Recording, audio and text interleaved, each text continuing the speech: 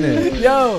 Dude, thank you for coming to the pod. Thank you for having me, bro. We're just talking about the last time we talked is I was on your podcast. Dude. Mhm. It's such a good time, bro. It was, man. I love it, dude. Like your setup there is so sick, bro. I Thank you. was getting inspired.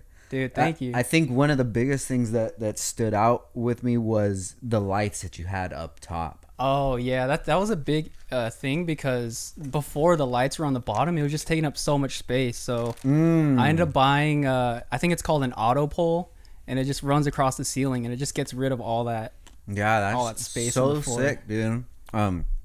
We kind of lucked out right here where we don't really need much lighting. I know, dude. The lighting here is dope too. Thank you, bro. Yeah. I went to I got this light right here at Bulldog. You ever go to Bulldog Liquidator? Oh, dude, that's the place. That's the joint, Yeah. dude. So we live like right around the block from there. Oh, okay. So, bro, I'm a fucking bargain hunter, bro. I grew up poor, so I'm always Yeah. looking for the bargains. You know, and we go to Bulldog, and I'm like, oh my god, this I want that. I want that. I'm like, dude, I don't even fucking need that, dude. It's Do you follow their Instagram? I do, and then I think I unfollowed them, dude, because they're too good at their job. They're just posting all the time. But that's where I got this light from, and I was like, I'll just get one for now. I'll get the others later because I want to get one for the sides. Yeah, yeah. And then they had a sale. They had a sale where it was like everything 40% off, and I'm like, oh, cool, I'll go buy them. They're all sold, dude. Oh, dude, I feel like following the Insta, because I'm in a group chat and they'll send posts and stuff. You got to hop on it like right away or else they'll You're on sell. what kind of group chat? It's like an off-road group chat. Me and my buddies go off-roading. I thought you were saying that there's a Bulldog. Oh, Bulldog group chat. You're in deep, dude. Nah, not that deep. But oh, that's cool, dude. Yeah, I went actually down there to sell stuff in bulk that I had. That they're camping hammocks and blankets. I didn't end up selling them on Amazon, so I went to Bulldog, asked them if they would purchase them. They didn't purchase them. They do that stuff? I don't know. I didn't even know. I just went down there and asked. Oh shit. Yeah. That's dope. Like you, I don't know, just hustling is a thing. For sure. When did you notice that you had that hustle in you? Dang. It was probably in like 3rd or 4th grade. We would have garage sales, and me and my friends outside. We would sell like toys, like Yu-Gi-Oh cards. Really? Yeah. Where did you get the idea from that? Probably my mom, because she loves going to garage sales as well. Gotcha. And, you know, yeah. And then it was me and my buddies, Jose, Kenny, and Efren. Yeah, we had a garage sale outside, and then we ended up buying pizza. Yeah. So, with the money? With the money, yeah. So like, what do you get, a $5 little hot and Caesars. ready? Yeah. That's right there in Camarillo. Hell yeah. Where at in Cam? Right there by it used to be Hollywood Video. Now it's a Toppers. Like in that little shop. Oh, okay. So like right across. Yeah, from the old Toppers. Yeah. Okay. Yeah. Dude, we're like right there, bro. Oh, That's yeah? my hood, dude. Oh, okay. Yeah, I'm a Cam boy now, bro. I denounced Oxnard. Dude, Cam is beautiful, bro. It is, man. I fucking love it, dude. But yeah, we're always right there. There's a good sushi place that we like to go to right there. And there's a good Thai place right there too, dude. In that shopping center? A little down the street from the Toppers. Ooh. Like going towards the freeway. That's my shit, dude. I love to grub. My favorite burrito spot there is Ola's, right there in Old Town. Oh, okay. It's freaking We bomb, never went dude. there before. Yeah. Ola's, okay, dude. Speaking of Toppers, bro. Oh, yeah. Fuck, when all that Toppers Stay Classy drama was going on, I was just laughing, bro. And then I think it was, I don't know who it was. It might have been my wife, or maybe I saw it, but I saw that you had the lady from Toppers on the pod. I'm like, this dude, that's so dope that you did that, bro. 'Cause Yeah. I'm like, it was one of those points where I'm like, shit, I should have did that. Dude, for real. It was a thing where, like, dude, everyone in Oxnard in the 805 was talking about it because it was just drama. And everyone follows Stay Classy Oxnard, like, mostly. Yeah. So I was just able to... Well, prior to doing that podcast, a year ago, I went to the corporate office right near... what's it called? It's on Gonzales. Okay. Anyways, I went there asking for the owner to be on the podcast, but no response. And then soon enough, the daughter was able to be on the podcast. So did you reach out again? Yeah, after that whole, well, what I did to initially get them on was made a post saying like, hey, this is spread. I remember you saw that. Yeah, I saw that. So you did a post inviting both of them on the podcast. Yeah, I did see that, dude. Yeah, and I think that worked. Yeah, it did. It definitely did work. Well, I'm sure, because for everybody listening that's not a local, Toppers is like the best pizza I've ever had in my entire life. Shout out to Toppers. We're looking for sponsors, so hit us up. Yeah, get the Hawaiian heat with fresh jalapenos. Is that your jam? That's the one. Hell yeah. But Toppers, they there's a Instagram page that was around. It was called Stay Classy Oxnard, and they would basically post like the shittiest parts of Oxnard and the worst things that happen in the city, and put it on blast. And they posted the video of the jalapeno poppers, and they opened it, and like some roaches came out or something like that. Mm-hmm. And when I first seen it, the first thing I thought was like, I'm still gonna eat Toppers. I don't give a fuck. Yeah, the same. I don't give a fuck about a roach, dude. I'll eat some Toppers. But it started a huge controversy, dude. I was just seeing that pop up everywhere. So what was it like when the lady came on to the pod? Like, what was her whole energy, dude? Was she just ready? She was ready, bro. She ended up, so her brother runs a Transmission Brewery right next to the Toppers in Ventura. She ended up bringing some brew there, so that was cool.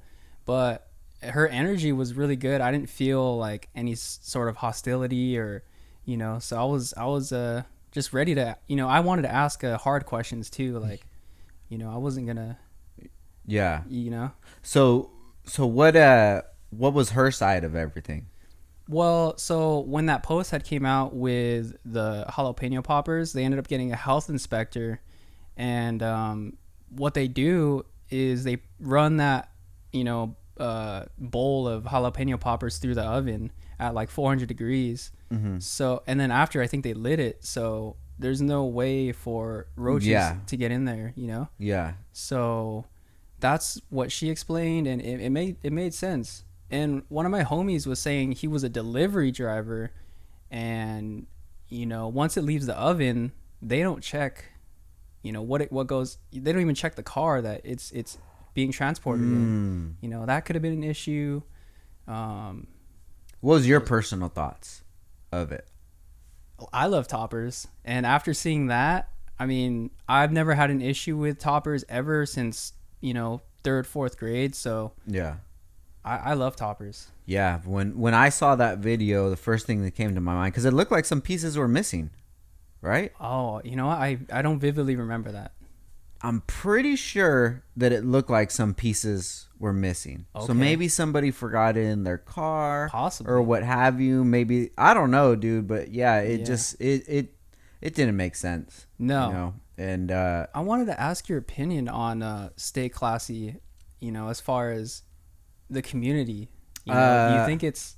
I think it's terrible for the community. Yeah, that's what I was thinking. Yeah, I think it's terrible for the community. I think the videos that they would put on blast, like there's a few ways to look at it, right? There's the ways to look at it as like it's fair play. The videos, somebody is doing something, somebody is recording the video is on social media. Yeah. Maybe if somebody posted on their Instagram and they have like 100 followers or something. But when that channel would take the video and repost it or what have you, they're knowingly putting that video to a bigger audience, right? Yeah. So they're promoting whatever's happening in that video. Yep. And I know probably from their side is like, well, the video's already out there, but yeah, you're putting it on a platform. That's like somebody saying something on this podcast and then it getting shared on Rogan's podcast. It's totally different, dude. So they had what is like 50K or something 50, like that. And then I think Toppers had like 3,000 or something like that. So it was the balance of the perception of the people, it was off. For sure, man. Yeah. And then when they posted that, like I would never side with an Instagram page over Toppers. Like you're tripping. Yeah. And then like I don't even follow that page at all because of the things that they would post. And I've seen them post people ODing. I've seen them post people getting beat up.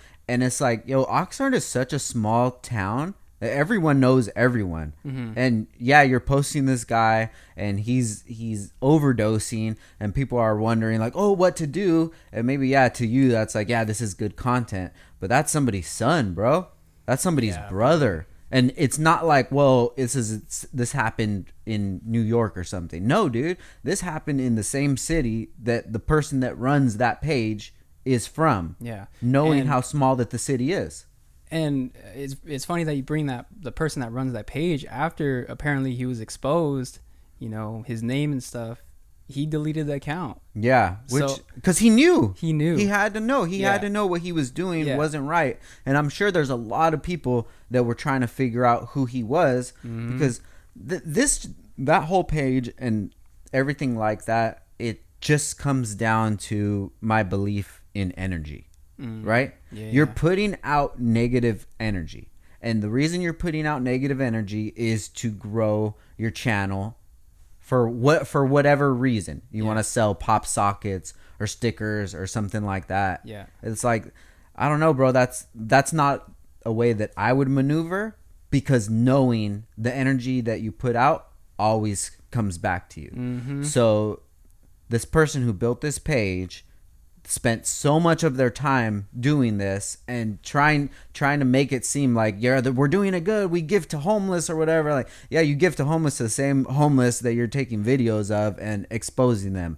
That's somebody's big brother that went down a bad path. And that shit sucks, dude. Yeah. Like I've seen a video before of this guy that I went to high school with. I knew his sister. She's a good person. The family were good people. I don't know what happened to the brother, but he's just on drugs and he's in the street. And then I see videos of him.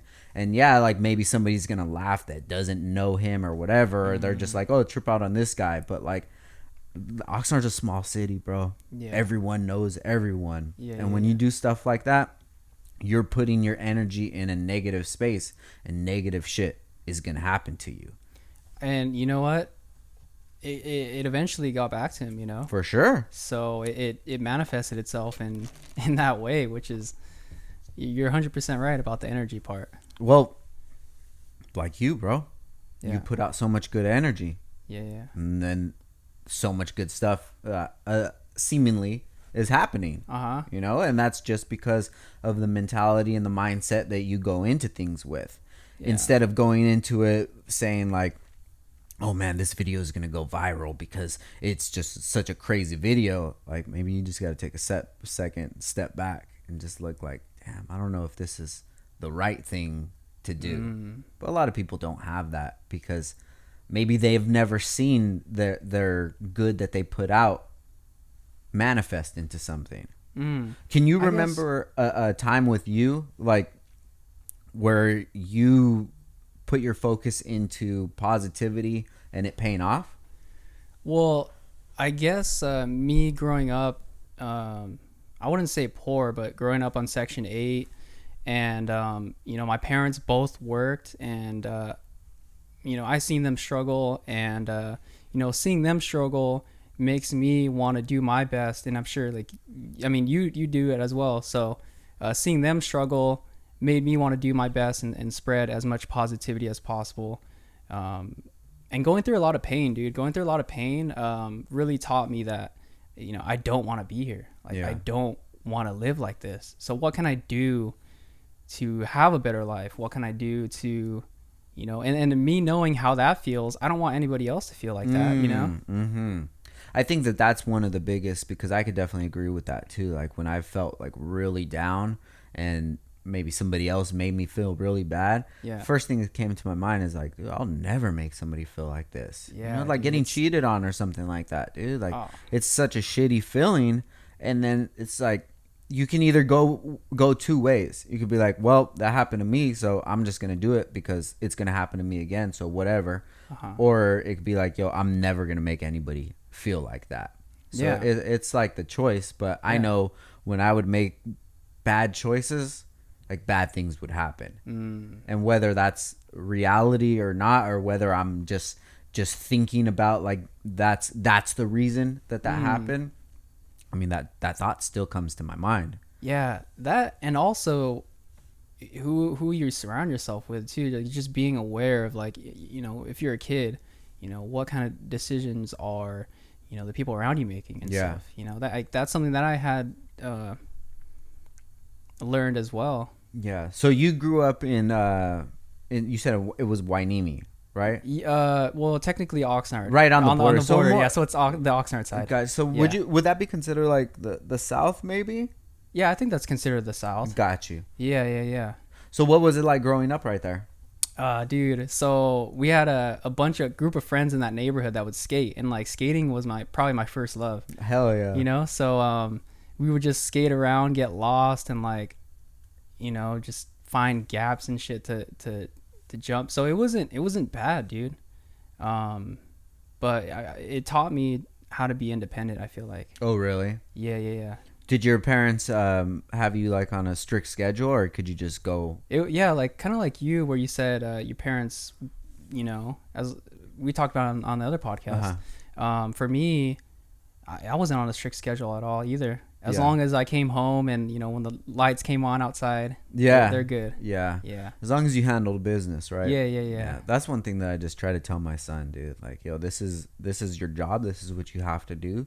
You have to get good grades in school. You have to just pass, and that's it. If as long as that stuff's handled, then you could do whatever. But it's like it's a hard concept to get in your head, you know? Yeah, and looking back, dude, I'm really grateful that they gave me that freedom, dude. It's like it just taught me how to be independent, and I think that's very important. So, were your parents born here? Yeah, my parents, my mom was born in the Philippines. My dad was born in Korea, and my dad was adopted when he was like 12 or 13, I think. So, and then he was brought over here to Camarillo. Oh, okay. Yeah. And then my mom, she was born in the Philippines. My grandpa was in the Navy at the time, and he met my grandma, and then moved her over here as well. So you get the first generation. First generation, yeah. How was that? Growing up, it's, as far as culture, I don't think we have that Filipino or Korean culture. It was kind of, you know, lost in the whatever, you know, my dad was adopted by a white family, so it was mostly that American culture. So I don't really have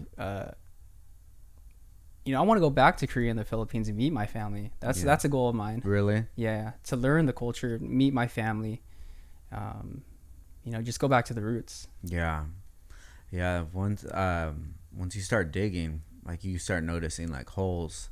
Like at least I do. Like sometimes my wife will ask me, "Oh, who's this, or who's your great this or that?" I'm like, "Fuck, I have no idea, dude." Yeah. I have no idea. Like, I never really dug that much into my history, and then I'll see like a old ass black and white picture. I'm like, damn, that person kind of looks like me a little bit. I just have this thought. It's wild that all of our ancestors, they survived, and we were, you know, from however long humanity existed, you know, our lineage. Yeah. It just blows my mind thinking about that.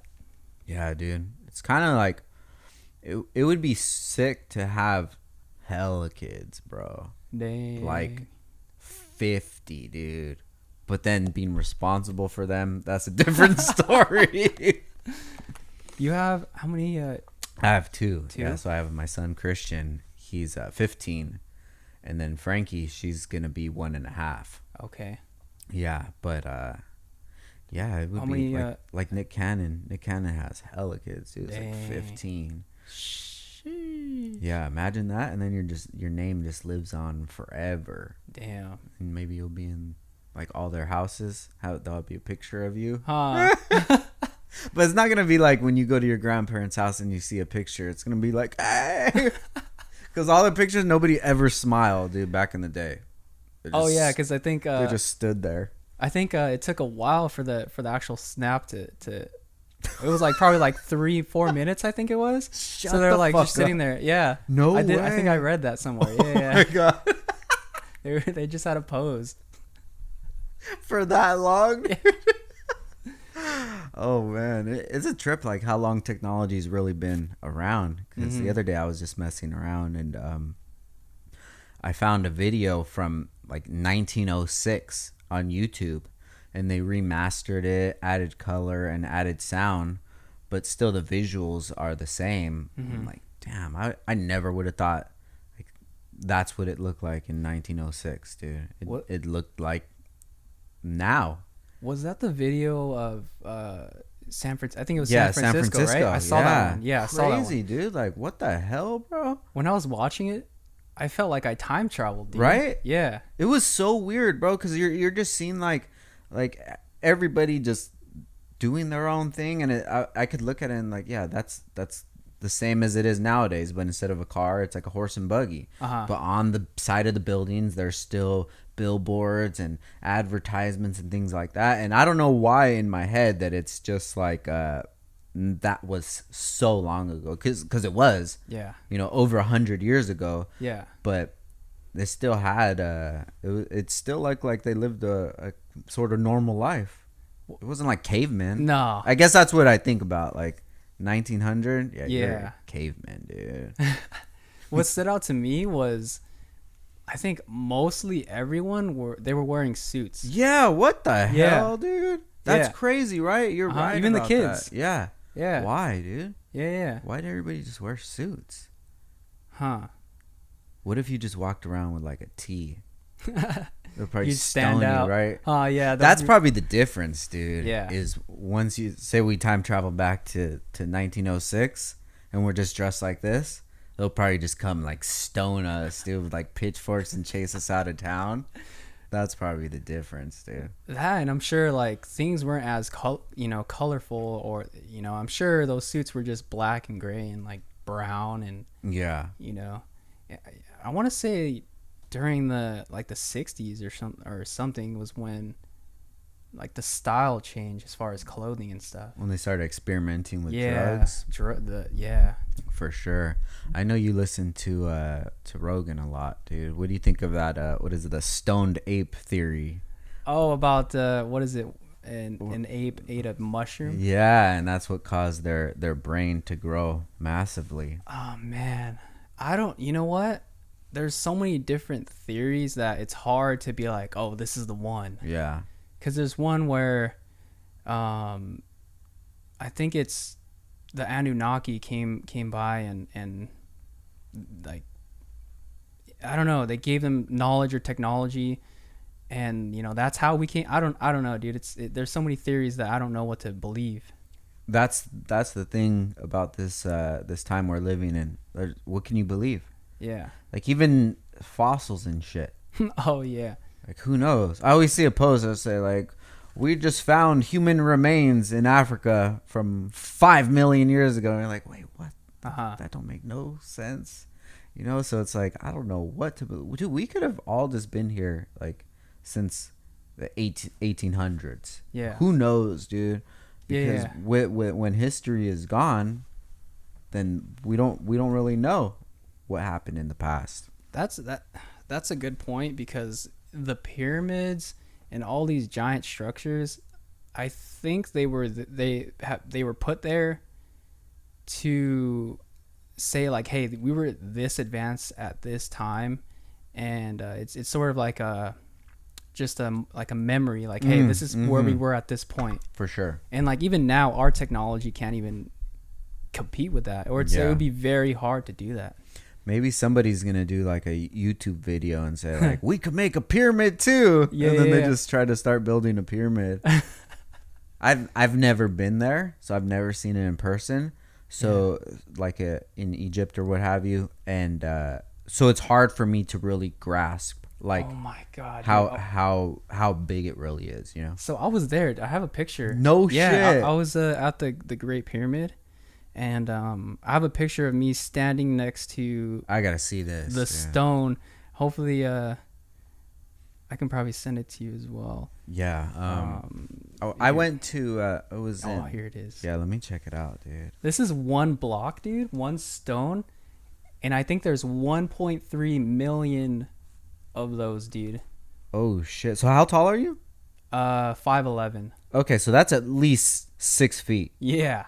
So did they show like sort of measurements of how big each block was? So it's like 6 feet tall, probably like by like 15 feet probably. Oh wow, Yeah. that is big, dude. Yeah. Maybe they just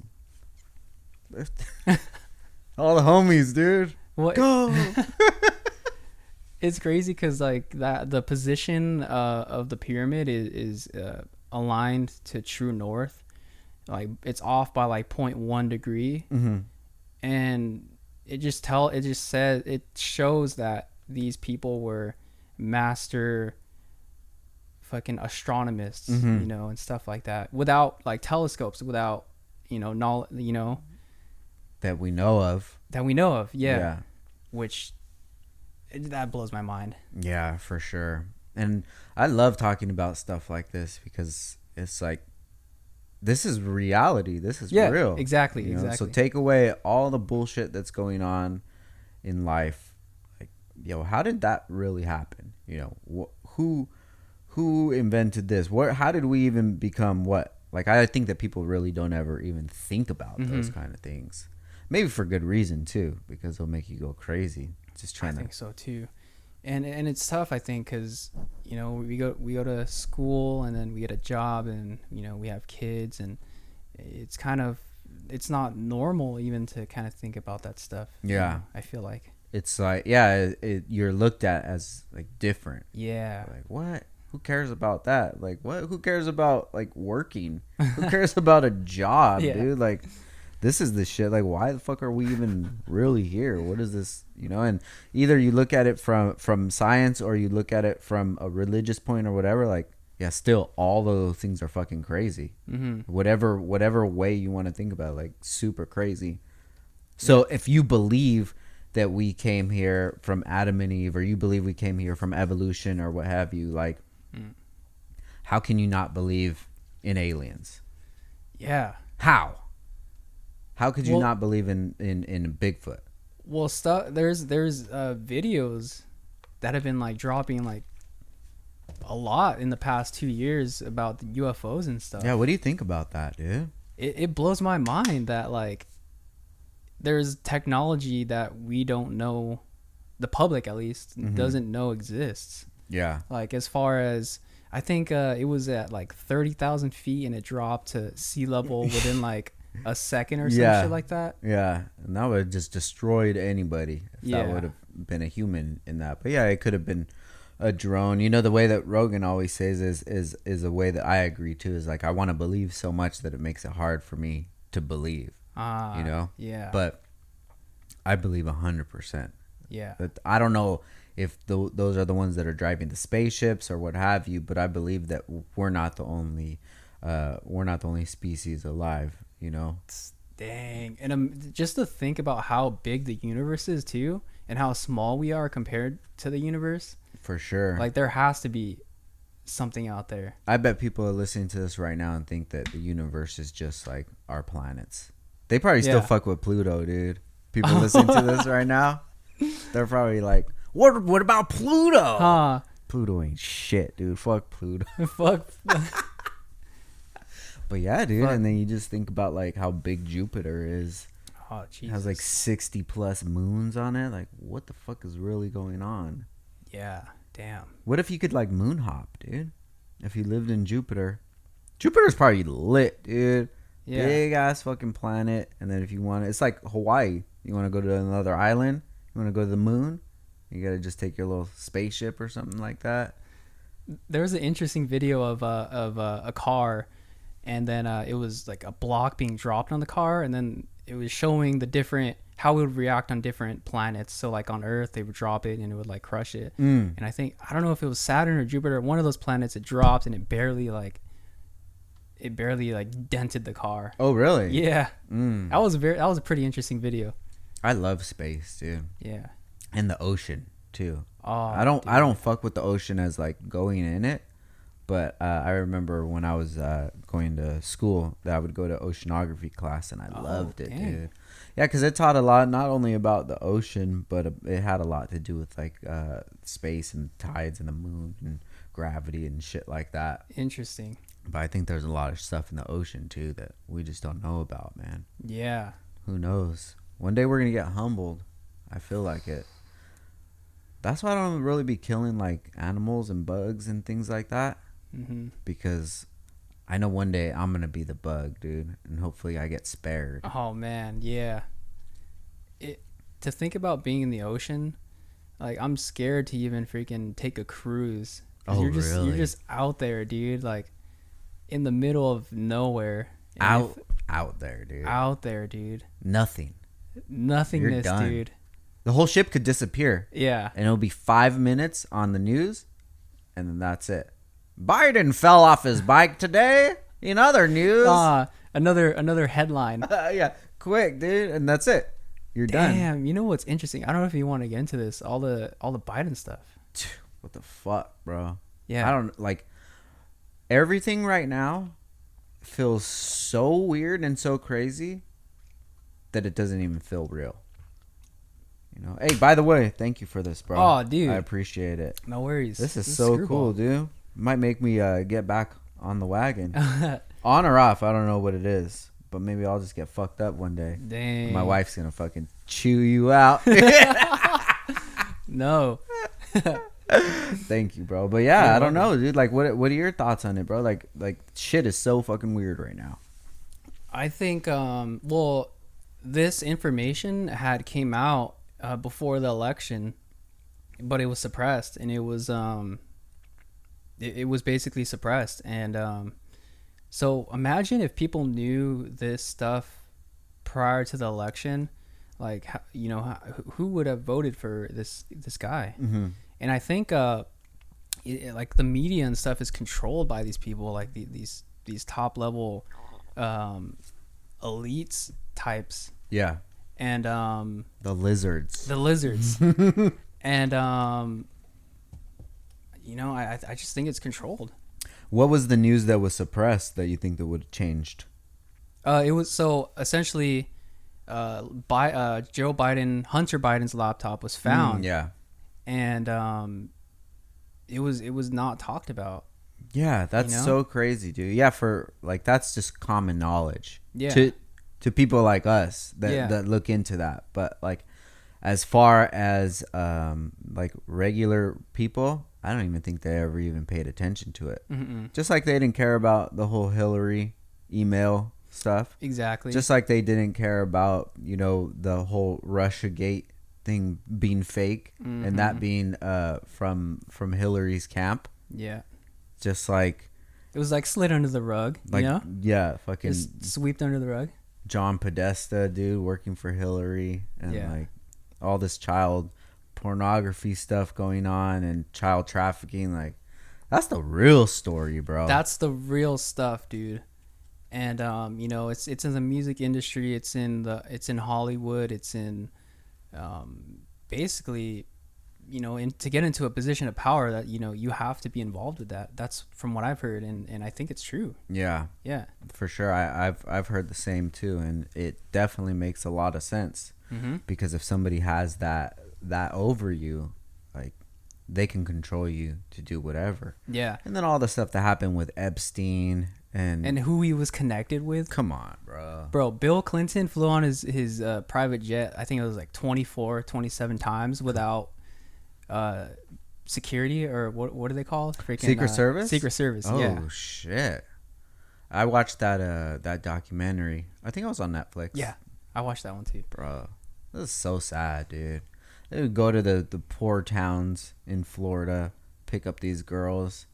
He had like, what, it was like 3 times a day or something like that. Mm-hmm. Horny ass dude, bro. And then like he would get the other girls to recruit other girls and stuff, and it was just a cycle. Pyramid scheme. A pyramid scheme, bro.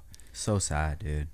And you know, to someone like you said, on the outside, or, you know, someone that isn't tuned into this kind of stuff, it sounds crazy, bro. It sounds like, what? This can't be real. Exactly. Well, why aren't anybody doing it? Because they're fucking the kids too. That's why, bro. Like, Ghislaine Maxwell, she got, what was it, 20 years maybe? 20. It was 20. 20 yeah. years. What about the list? Where's the list? Where's That's where we should be. Where's it? We're gonna set it up, guys. September 1st in front of Ventura City Hall. Where's the list? That's what we should be fucking complaining about, dude. Oh, man, yeah. Who's on that list? Tom Hanks. He's on there. Chris Tucker. Jay-Z. Eminem. Madonna. Rihanna. Katy Perry. Damn. Yeah. But then it's so weird, dude. Think about it like this. Like, you know, our society is so fucked up. What if all that stuff came out and then it was just like 6 months later? Whatever. Like R. Kelly, dude. You know, I think like sometimes stuff gets slowly released to numb the To public ease too. it? Yeah, Yeah. to ease it as well. Yeah. Yeah. So that could be it. Maybe they'll just throw out some guys here and there. Yeah. And then the other ones, they'll release the info low. But it's probably going to be when we're like in our 50s, dude. Yeah. It came out, 30 years ago. I think all this stuff with the jab and stuff, that company can't even release this 50,000 page document until like 75 years after the fact. Yeah, they're trying to battle them to get that lowered, right? That's crazy. Even all that shit, dude. Yeah. But it's like you can't have these conversations with normal people because they'll just get super upset because I think that they're so tied up in their day-to-day life, which is so understandable, dude. Working a job that you don't like, worrying about your kids, your family, worrying about bills, maybe have a substance problem. They don't have any time to think about this stuff that we look into because they're just worried about their regular life. So when you try to tell them something like, yeah, they knew that, ivermectin or whatever would have helped out with COVID. Why didn't they do it? Like, okay, well, that's different. You really want that answer? Yeah. That's a different question. And then you look crazy. Yeah. But then now, once the stuff starts to get uncovered, you're like, well, this, you look at it and you start to put two and two together. But you have to be invested to do that stuff. You really do. And there's a quote, and I think you've heard of it. It's like the difference between a conspiracy theory and the truth is like 6 months or something like that. Yeah. And it's I mean, to back that up with facts, it's like the whole I don't even know, like the whole like the lockdowns, like, oh, we're only gonna be locked down for 2 weeks, and it's been almost 2.5 years. Yeah. At least parts in Australia, parts of Europe, it's still locked down. China is still locked down, dude. China scares me, bro. Yeah, because they're ready, bro. Yeah, they're ready, dude. They got the manpower, they got the funds to do it. China could definitely be. We could be speaking Chinese in 10 years from now. Oh shit. Possibly, dude. Yeah. Who knows? Fuck it, whatever, dude. I'm living through the most exciting time in life. That is, fuck it, whatever. If I'm gonna end up speaking Chinese in 10 years, whatever. I don't care. I'll speak another language, whatever it is, dude. I'm not really attached to anything, dude. Fuck it. If it's just like the way that the civilization was built, taking over, taking what you want, and we do it, but we don't show it. We don't show it on the news, and we make it seem like, yeah, they had nukes, but then they just didn't have nukes. They didn't have no weapons of mass destruction, but we went in there. Iraq. Yeah, but we went in there and destructed, and we're like, oh, we didn't find anything. It's like, I don't think that we're the good guys all the time. All the time, yeah. I think that I'm conflicted, right? So I'm a proud American. Yeah. Fly the flag. Say America. the pledge. America, right? Yeah. But what I'm looking at right now, this is the management. So that's not the company. This is the management. It's the leaders. The leaders right now. Yeah. You know, so maybe 100%. if you go to a Chick-fil-A in LA and then they're just like mad rude to you, that's not Chick-fil-A as an establishment. It's that franchise or whatever. So to add on to what you're saying with the analogy of Chick-fil-A, what we need to do is clean house, and our vote I think matters, and just being aware of who you're voting for, and again, it's hard to you really do have to be invested. Like, hey, this person is a really good person, and study their policies and what they're trying to implement and stuff. Yeah, but I mean, even there, you're just asking for way too much. I saw a video my wife was showing me on TikTok, and there's this guy asking people like, how many eggs are in a dozen? People don't know that. Like, how many states are there? They don't know that. Like, how long is a president's term? Oh, I see what you're saying. They don't know that. Like, and that's just picking random people off the street, bro. So that makes me think, it's like most people, they just don't care enough. And that's how we end up in situations like this. Who knows where we would have been if Trump would have stayed in office? Yeah. I voted for Trump.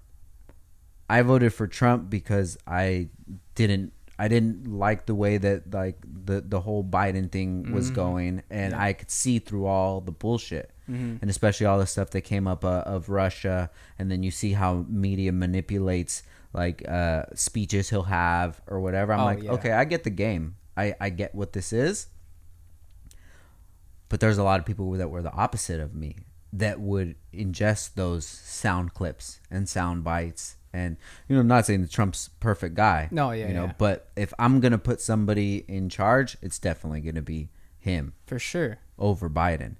But a lot of people's place was anybody but Trump. Anybody but Trump. Then we're here now. You know what? Yeah, exactly. That's what I was going to add on to that. It blows my mind that when Biden got into office, you see the pulling out of Afghanistan, which was a fucking total wreck. Do you see people falling off of the fucking planes, dude? Like, what? Yeah, there was a great podcast with Joe Rogan and Tim Kennedy, and he was saying that when he was there, he was helping out rescue these people that needed to be evacuated, and it was he said that he saw like dead babies like right there on the floor, dude, and like them just like throwing babies to like, here, take my kid. Yeah. I remember that. Yeah. And that's the stuff that we don't hear, and I think we should know about. Because that's reality. It is, yeah. And maybe people think about people in Afghanistan the same way that I think about 1906. Their perception is so off. They can't envision people that live out there. Oh yeah.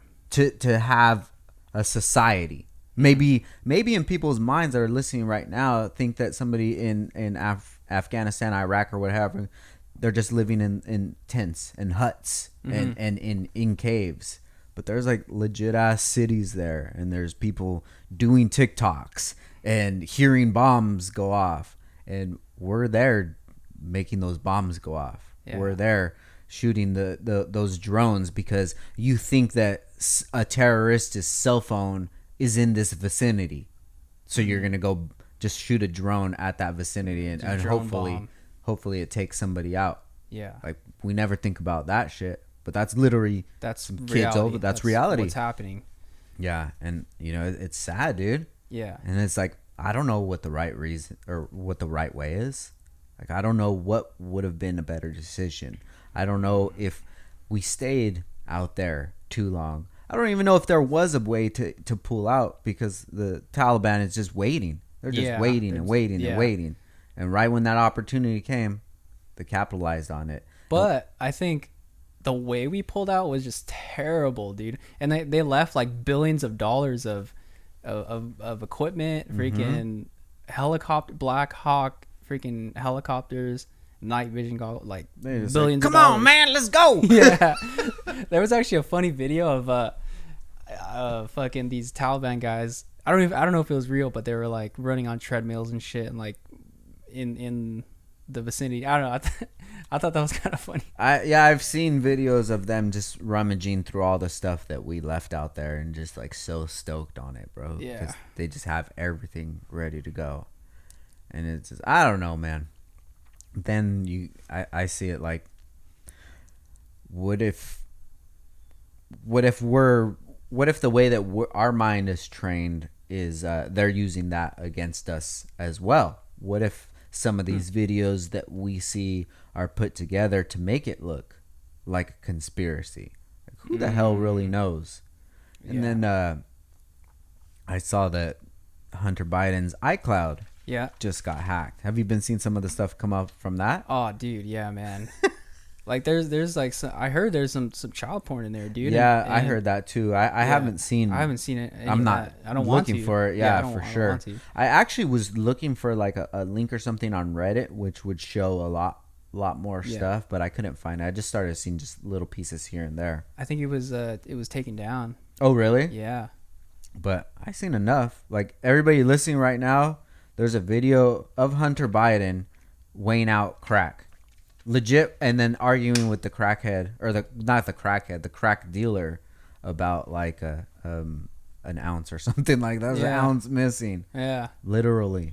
And it's crazy, dude, because that's the president's son, and I'm sure he's worth hella dough, but he just looks bummy all the time, bro. Dude, can you imagine if the roles were reversed and Trump's son was in office, and how like the media would just blow that up? Like, oh my god, dude. Yeah. And like, yeah, maybe people listening right now have no idea of that shit. He was in the deprivation tank. Oh, that's jacking off, smoking crack, and drinking a Truly. And there's a video. Which sounds like a good ass time. It does. But like the president's son, dude, and how like it just shows that it's rules for thee, not for me. For sure. Yeah. Because there's have you seen the video where they like did like a duet together where it's Biden, he's talking about crack, and he's saying like, this much crack the size of a quarter, this will put you in jail for forever. Oh yeah. Biden was saying that. Yeah. And it shows his son like weighing out the crack. Yeah. I was telling my dad about it. He's like, no, that's not real. I'm like, nope, it's fucking real, Pop. Yeah. That's the world we're living in right now. Sheesh. And I don't know, dude. I think it starts early in the youth years, where in school, where you're kind of programmed to think and to be told what to think. Yeah. And I think that's where it starts, dude. That's a big problem of it. Yeah. I feel that for sure, because Columbus was the man, dude. I remember drawing Columbus. Oh, dude. Fucking like praying to Columbus, dude. He was the man. The Nina, the Pinta, the Santa Maria. That fool had all the... He was the man, got the boats, dude. But after he landed there, they had their dinner, and then that's all I heard about it. Happily ever after, dude. Interesting. But I never learned the real reality of, say, Columbus. And have you seen the new Bill Burr special, I believe it was? Okay, there's a new Bill Burr comedy special on Netflix. It's super good, and he brought up a really good point about like he was talking about like feminists and stuff like that, and like everything that's going on right now. And they're talking about like, want to talk about sexist, like we only bring up the bad things that males have done in history, but they don't bring up like the females that did the bad stuff. So from what he was saying, I haven't fact checked it, but Coco Chanel, like the one who created Chanel, was like fucking with Nazis, bro. What? Like she had a Nazi man, and yeah. So that was pretty crazy. It was funnier how he said it, dude. Yeah. So you guys got to go watch it, and then you'd be like, oh, that's what he was talking about. Yeah. But yeah, and it's like there's so many parts of history that we're just covering up because I don't know why we don't uncover everything. I think we just need to rip the bandage off everything. Sure. Well, there's a quote that I hear, and I think it rings true. It's those who control the past control the present. Yeah. And we see it with Columbus. We see it with our past, our real past, about the pyramids. I don't think that's taught. What if we knew our true power, our how much power we have? It's like then we'd be powerful. Do you believe in like the power of the mind? For sure. I don't know. It's hard because what do you mean by that? Like that we're more capable of doing things that we're not like shown that we can do? I think so. I'm not gonna close my mind to the idea.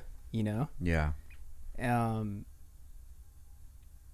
Yeah, I'm not gonna close my mind to the idea. Yeah, the way that I feel about it is that, like, even all of this, Downstar, everything, this has been my example of just betting on myself and just, focusing on one thing and making it happen and just progressing and having the right energy and the right motivations and using all of that sort of power that I have within me to create something for sure that I shouldn't have.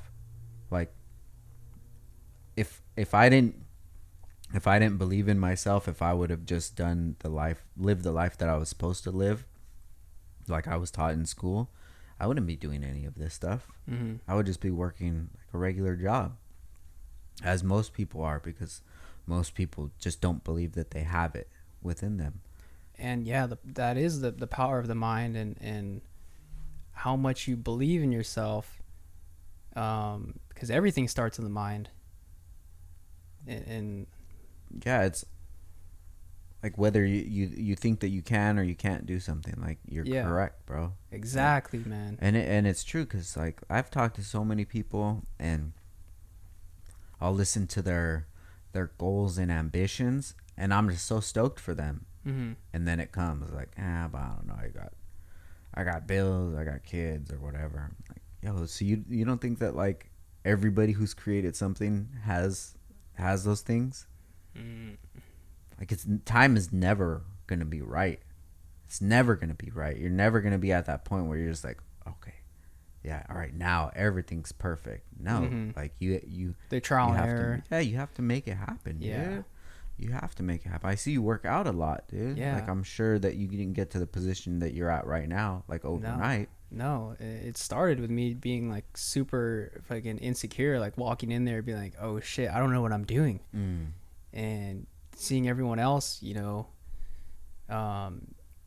then it was kind of intimidating, but through time, through consistency, through hard work, it's that's what I learned through going to the gym, is that it's all about that consistency, hard work, persistence, and even like studying Arnold Schwarzenegger, and that dude is a beast, bro. Like, he started off with real estate first, and making millions of dollars in real estate, and then he went to bodybuilding, and then after bodybuilding it was acting, and then after acting it was being the governor of California. So like, I don't know, just adding to what you're saying, it's the power of the mind. And he really believed, like, so one thing that he said was that he had a clear vision of where he wanted to be. It's like, do you ever envision like where you want to be? And like, just sometimes there's like a car that I want, and when I'm driving, I'm just like looking at the seats, looking at the dash, and just envisioning the car that I want. Like, do you ever get to go to that point where you like envision the level that you want to be at? Yeah, I do actually. I do in the future want to get a warehouse and build that out to be like a fantasy factory type thing, dude, with like with ramps, bro, with like a photography a section to do podcasts, and like like a lift to work on cars and shit, and like just like a playground, dude. Yeah, I would love that too, man. Yeah, that would be so cool. Yeah. Have you ever went to the barracks before? I have not. Have you've seen it before? Yeah. I recently watched Battle at the Barracks. Oh, okay. Yeah, that was good. Got it. We went one time. Just they were having like a little tournament there or something like that. So we went. This was actually before I got back into skating pretty heavy. Okay. And they have a lot of like fake looking like shops or what have you. And I don't know if on the other side are offices, but that would be so sick, dude. Dude, that would be, you know, bro. just to have that big ass space right there, and then have these like, you could just make it look whatever you want to do. Yeah, that's the thing. If you got, you know, where would be the perfect spot, dude, is T-shirt Warehouse. Hey, that place has been fucking vacant for a while. I know. What's good, guys? I get $1,000 a month, dude. You ain't making nothing right now, so at least you'll be making $1,000. Dude, that would be the perfect spot because right? it's like, so it's isolate. You know, it's by you itself. Could do two stories as well, dude. Damn. The ceilings are high enough. You yeah, can do they two are. Story. Imagine that. Like, imagine maybe like an L out of it that you made offices that are like as 10 by 10 wide. Yeah. And then the center, that was just the whole skate park area. And then you had a park where all the cars are parked right there. Right there, dude. That would be so sick. Damn. Right? Yeah, bro. I wonder how much that building goes for, dude. We should go into it, dude. Let's go. Let's start selling some crack. If we focused and sold crack for 6 months, we could probably buy that, dude. Fucking buy it cash. Yeah. And we just can't get caught. Nah. That's the thing. I think we already fucked up by talking about it.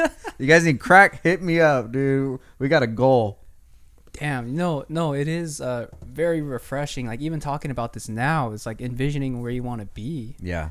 Like, you know, it gives me energy, dude. You know, it's like, oh fuck, like that's possible. That's why I like talking to people like you, bro. Yeah. And that's why when I saw you on social media, I saw you and you're doing the podcast, and I saw that you were local. Yeah. Both of those things intrigued me.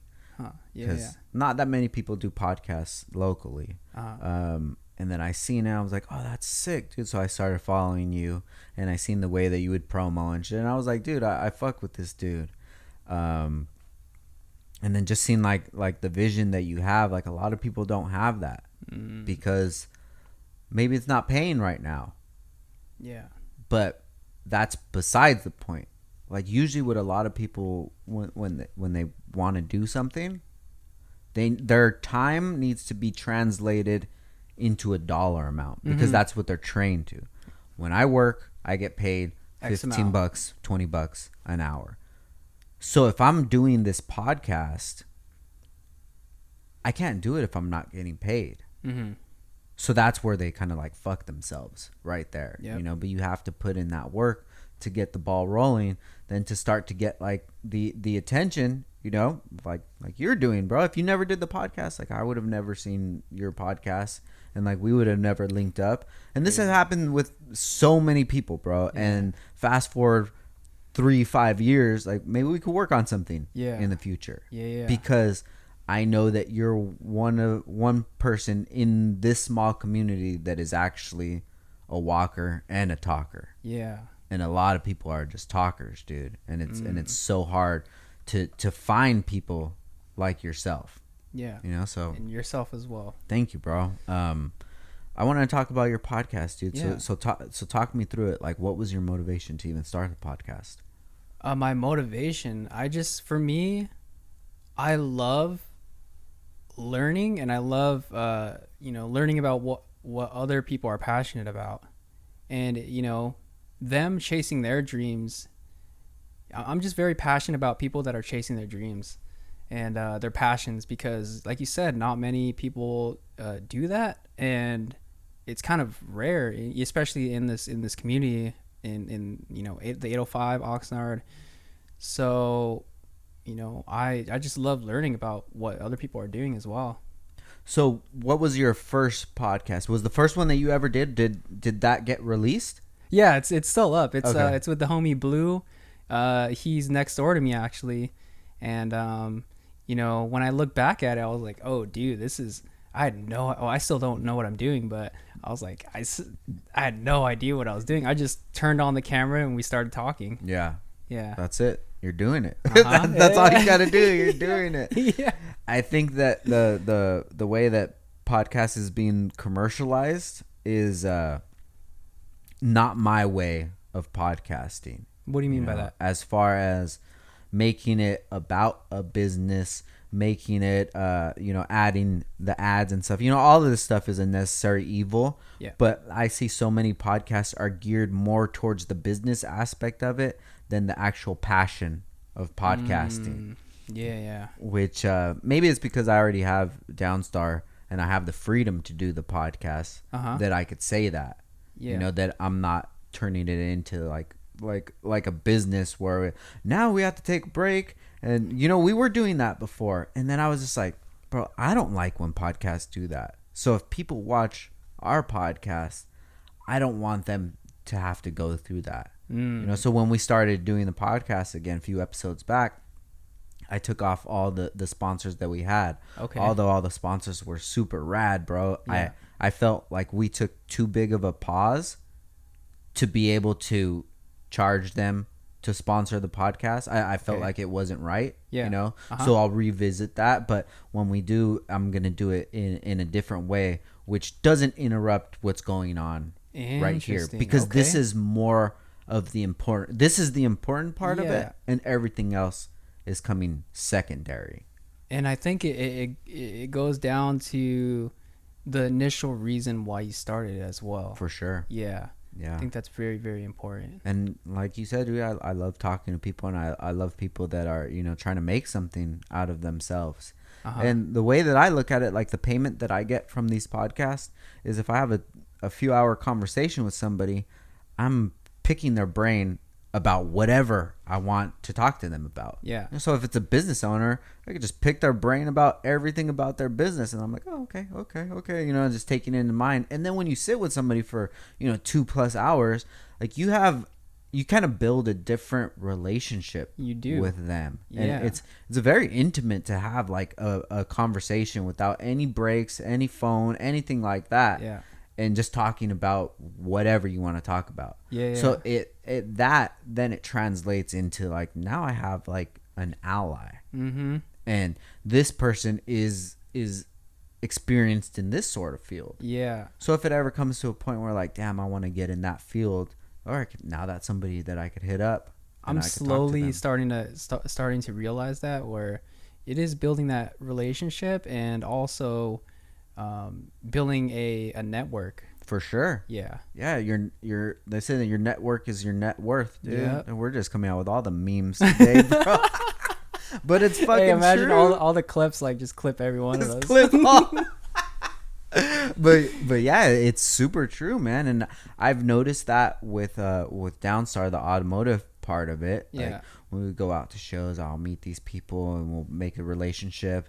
And then when I started the podcast, then I started like making deeper relationships with people. Mm-hmm. And then I started to reach out to locals, because if you didn't know that Downstar was from the 805, it really didn't matter where it was from, because you're buying from online. We would go to shows around the country, so it didn't mean that we were huge in our hometown. Was the physical location, has that always been a thing? Because I remember we talked about it, right?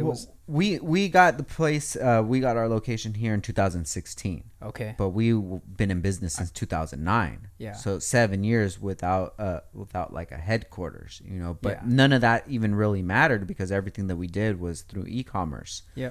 So all that saying, Downstar wasn't really that big locally if you weren't into cars. But if I wanted Downstar, the name, the brand, whatever it's going to be in the future, if I wanted that to grow, I wanted to get the support locally, as I want the support, worldwide. But I think locally it has a lot of meaning, not only like personal meaning, but like maybe we can inspire some people to take the chance. Maybe there's somebody that I went to school with, or I worked with at Best Buy, or something like that, where it'll like motivate them to take their whatever they want to do to the next level. Yeah. And dude. with doing that, I've met so many connections locally with people that I wouldn't have because they don't have anything to do with cars. Like Sky Sunner. I don't know if you know who Sky is, No. but he owns it's called the Happy Place Liquor. It's in Satakoy. Oh, dude, I love that place, bro. I freaking I get a brews there all the time. Hell yeah, dude. What is it, the cave or some shit like that? There's like a fridge, the walk-in fridge. Oh, okay. I don't know what that's called, but Okay. like Sky, dude. I heard of him locally, like probably ever since I've started Downstar, and he's just been a local entrepreneur, and I just never crossed paths with him because I didn't have a reason to. He wasn't into cars. I wasn't into what he was into, so there wasn't our paths weren't gonna cross. Mm-hmm. But when I started the podcast and I started networking with these locals, and then I had him on the pod, his podcast just dropped. Well, when this one comes out, his podcast dropped maybe like 4 episodes before. Okay. But I've had him on the podcast I think 2 or 3 times already. Dang. And I've been on his podcast, and I consider him a friend. Okay. You know, and it's just you got to make shit happen, dude. You know what I love also about the podcast is that the only limit is your imagination. Like you can literally interview anybody, dude. Anybody, even the lady from Toppers, bro. I know, that was such a good one, man. What do you think is your most exciting podcast that you've done that you feel most proud of? Well, you know what's funny, I wouldn't say exciting, but I want to say nerve-wracking because I was kind of nervous for that one too. Oh, man. Were you? Yeah, because I was aware that there would be a lot of eyeballs on it, you know, a lot of attention on it. So I was just in my head. I felt like, really, I was like, dude, this is new territory for me, you know? Yeah, for sure. Did you get any feedback? I did, yeah. Like a few people said that I look nervous. A few other people said that I should have asked more questions, and you know, they're right. Like, you know, I learned from it. Yeah, it's good to get that feedback. You know, on some things, like maybe when we create products or something like that, it's like my artwork. So this is what it is. This is what I like. This is what I'm offering to the people. I see. But when on the other side, when I'm doing the podcasting, like I'm like a media personality now, and I'm putting this content out, and I want to know how it's received. So if I say a word too much, like I want to know that kind of stuff. Mm-hmm. If I interrupt too much, I want to know these kind of things because I'm producing this content for others to enjoy. Yep. And if there's things that I'm doing that is causing people not to enjoy it, I need to know about those things. Just like the commercials. I had somebody tell me that it helped them stay more engaged because there wasn't those 2-minute, 3-minute blocks. I see. So either I take that and figure it out how to incorporate the sponsors. Yeah. Or I just take it out. Because if I leave it in, this one person is telling me that this is their experience. That one person could have the same experience as hundreds of people, dude. Exactly, yeah. So I have to be able to get this feedback. So I love getting feedback on the positive or on the podcast. Yeah, same. Positive or negative. Same. But I get what you mean, dude. Like, it's when you sit with anybody, bro, it's like those first 15, 20 minutes. Do you ever get filling them out? Do you ever get do you ever get nervous during podcasts? I do. Usually when I get nervous is because when we're talking, I'm thinking at the same time of the next subject, of the next convo. Yeah. Because I don't know when I'm going to pass the ball to you. Mm-hmm. And then you're going to be like, yeah, you know, that's for sure. You're doing that and you're monitoring audio and like video and stuff. So there's so much going on in your head. If you ever see me just look, if you see me do this look, I'm looking and making sure all the lights are on. And I'm like, I do that as well, dude. But then I've like, this is maybe 240. I think this episode is 240. So after 240 plus podcasts, because there's other ones that I've done that I hadn't released or that I've been on, I have confidence in myself that I'm able to have a conversation with whoever, wherever, because I've put the time into it, not because I'm a special person or what have you. I've just put the time in. Yeah. And yeah, so when I put this time in, I can have a conversation with anybody about anything because I know the basics of it. You know, have you had a problem with like a guest that you've had on and just the combo wasn't really going anywhere? Yeah.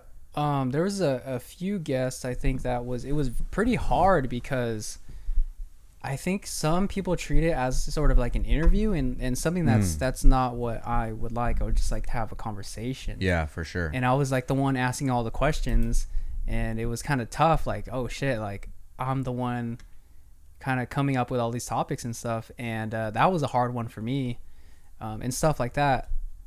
I had to just have topics ready to just bring up and stuff. Yeah. Sometimes when I get in that spot, dude, I'll just throw like a crazy one out of left field. The alien one's always my thing. Hey, you believe in aliens or time travel? DMT. DMT. Have you ever done DMT? No. Have you ever done any hallucinogens? I've microdosed mushrooms, and I just smoke weed, but you know, I can't smoke weed anymore because it makes me paranoid as fuck. Yeah. Really? Yeah. How long were you smoking before you decided to give it up? Well, I actually started like the summer of 7th grade going into 8th grade. Okay.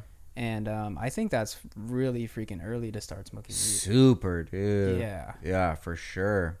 Yeah. It wasn't until maybe like my early 20s that I started smoking. Yeah. But so you smoke and it just freaks you out or what? Yeah, it just freaks me out, and I don't know. It's something. Sometimes I get into this weird paranoia of like damn, this world that we're living in is sort of like a matrix, and I go down that rabbit hole. Like, you know, it is all in my head, but sometimes it's hard to like get out of that. Yeah, for sure. So I just stopped completely. Yeah. How often were you smoking? I mean, I'm a social smoker, so whenever. Oh, okay. Yeah, it's not really like I'll smoke. Whenever. Oh, got you. Yeah, I smoke every night. Oh yeah. Yeah. I wish I would. I don't know. I don't really get that many feelings that much anymore, dude. Like I'll get high for a little while, but not like I used to get high. Yeah. Dude, speaking of toppers, bro, that was the first time I ever got high and got the munchies, dude. Oh, Me and my boy Zed, shout out to Zed, dude. We got high and then we went to Toppers and ate, and it was like this magic moment, dude. And oh my god, it was the best. It was the fucking best, dude. Damn. Like before that, the munchies just never hit me before. Maybe it was because I was like go out to the clubs or something like that. But when I just was chilling, sat down and ate, dude, that like changed my life. Do you remember what you were eating? It was just pepperoni. Oh, okay. Yeah, I always just get pepperoni. Yeah. If not pepperoni, Canadian bacon and pineapple. Oh shit. That's the joint. I like that one right there. But yeah, but then fast forward to now, dude. Like I still have the problem where I have the munchies, dude. Like at nighttime, eating late. Like in the last 2 nights, I finished off a whole box of Reese's Pieces. Oh shit. The what is it? The Cause? The puffs, the cause. I saw that. Yeah, I did see that. Yeah. I found the cause box at like at Target, and I bought 2 of them because I'm a collector, bro. Yeah, and I have it's in my blood. And then the other night, I was like, man, I'm gonna eat 1 box. Fuck it. And I killed it real quick, dude. Yeah. So back to the podcast, dude. So how do you go about setting up, like having a guest on? What is your whole mentality behind that? Usually, okay, so it's funny because people have been messaging me, and you know, I love to have them on, but it has to feel right. Yeah. You know, how do you tell somebody that like it's not right? Or how do you word it when they say like, yo, I want to be on your podcast or something? I kind of want to have either make a post and say, hey, like I want to get to you, but it has to be at the right time first, you know? So I feel like I'm going to do that soon. But yeah, like it just has to feel right. Like, and I'm going based off of my intuition pretty much. So how do you find people though? Like what is it that you're looking for? What is it that interests you? like business owners, artists. You know, I want to get into their like I want to get into their mind and learn their process and learn what they're about is as well. Like I want to have Gordo's Hot Chicken on soon. Oh, okay. Yeah, yeah. I've never had that, dude. No? Where's that at? They have a food truck right there on China Islands, kind of near that bridge right by College Park. You know, so yes. So it's like you by the skate park. Kind of like more closer towards that one gas station AM/PM. Yeah, but for on sure. that street. So Rose and Channel Islands. Yeah. Where's the truck park at though? Right, there's a liquor store like right there. I forgot what it's called, and there's a laundromat as well. It's like right in front of that laundromat. Okay.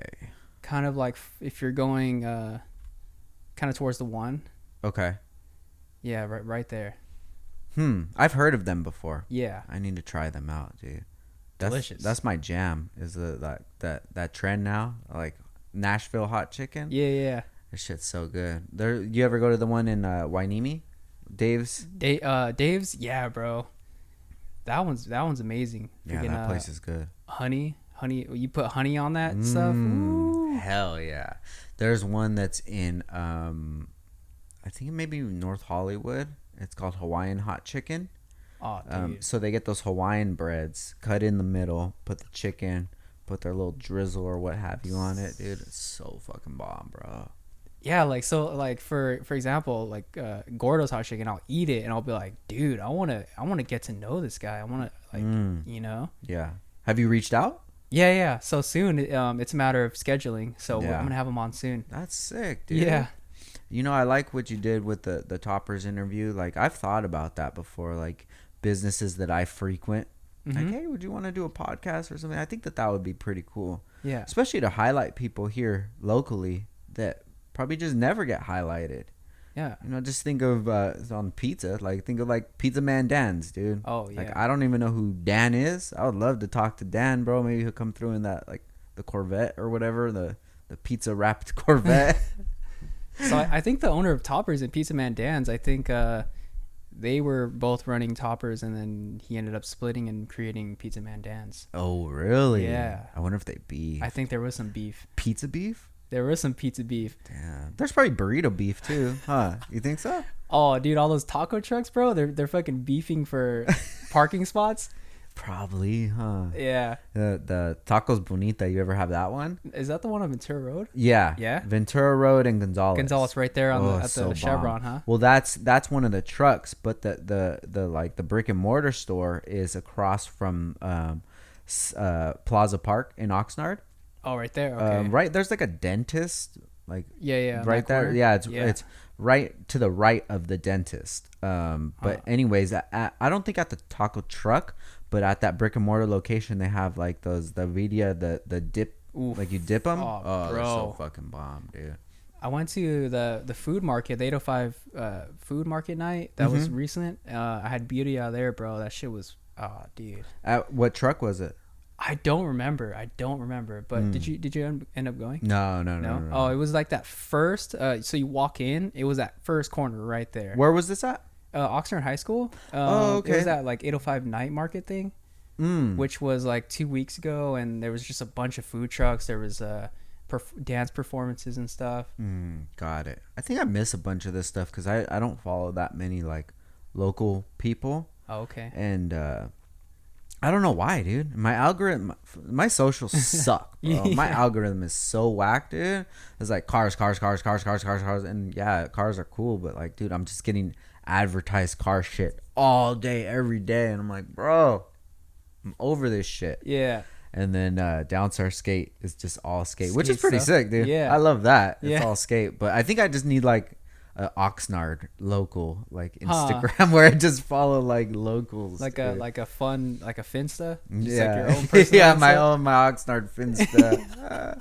Frizzle, bro. That's what I used to go buy back in the day. What is Frizzle? Frizzle. You don't want to know. This is Frizzle, bro. Oh, okay. When I drink some of that, that's Frizzle, dude. Oh, that was shit. like high school after high school, Frank. So if anybody listening, if they call me Frizzle, they just knew me in that time. So maybe I need to make a Frizzle on Instagram.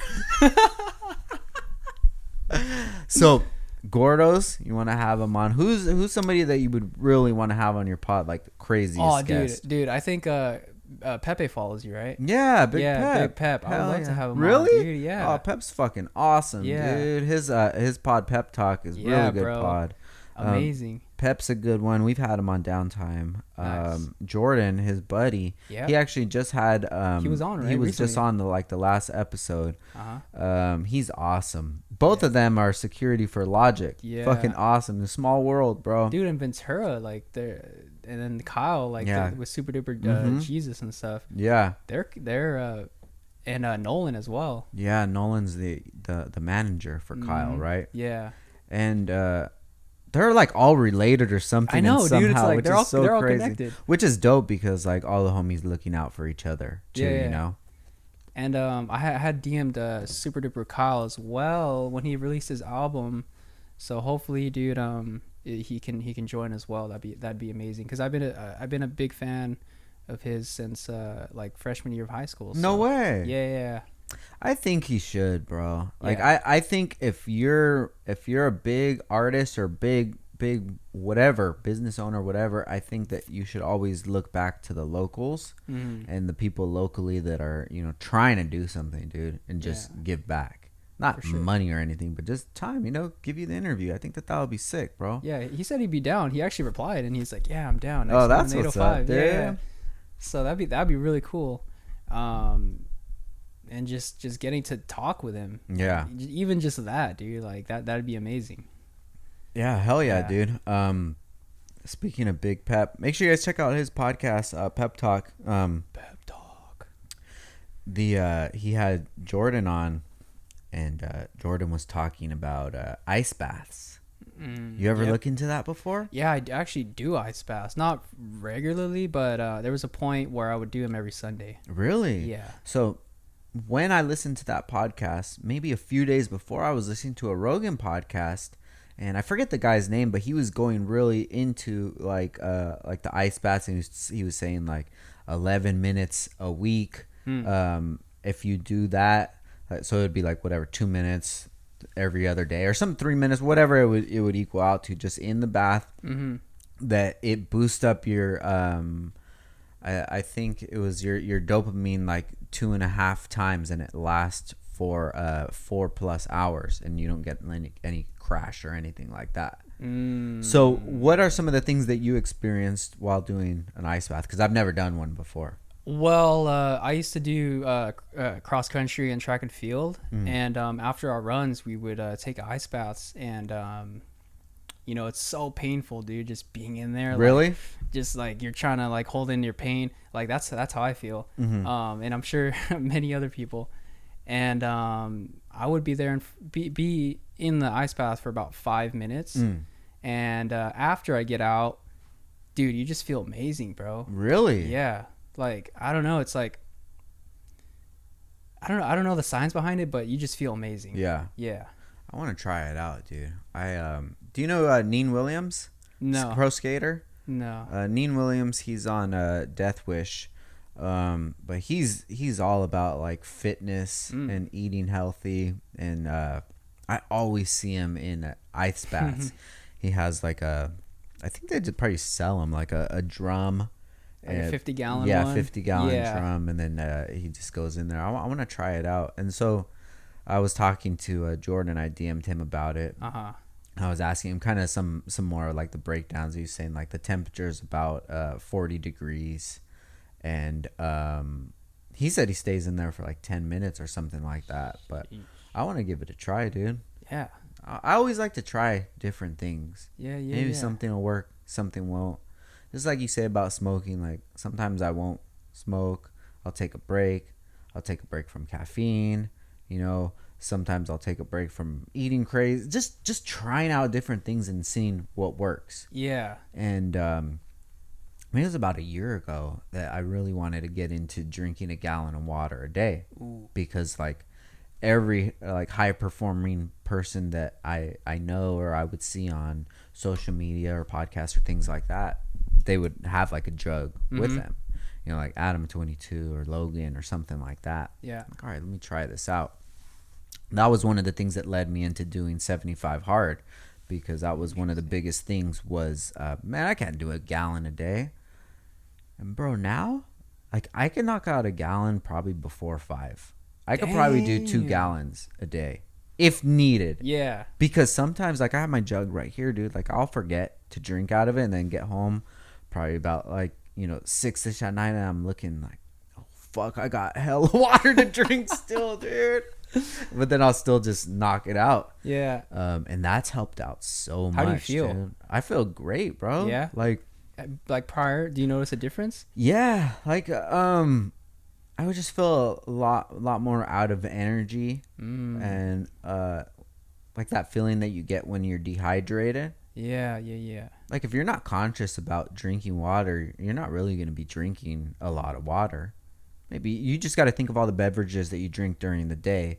If you go to lunch or you go to dinner or what you have at home or what have you, like, water has to be an entire gallon of all of those things that you're drinking. And that the normal person won't do that unless you consciously do it. Yeah. And ever since I've done that, it's definitely helped out a lot.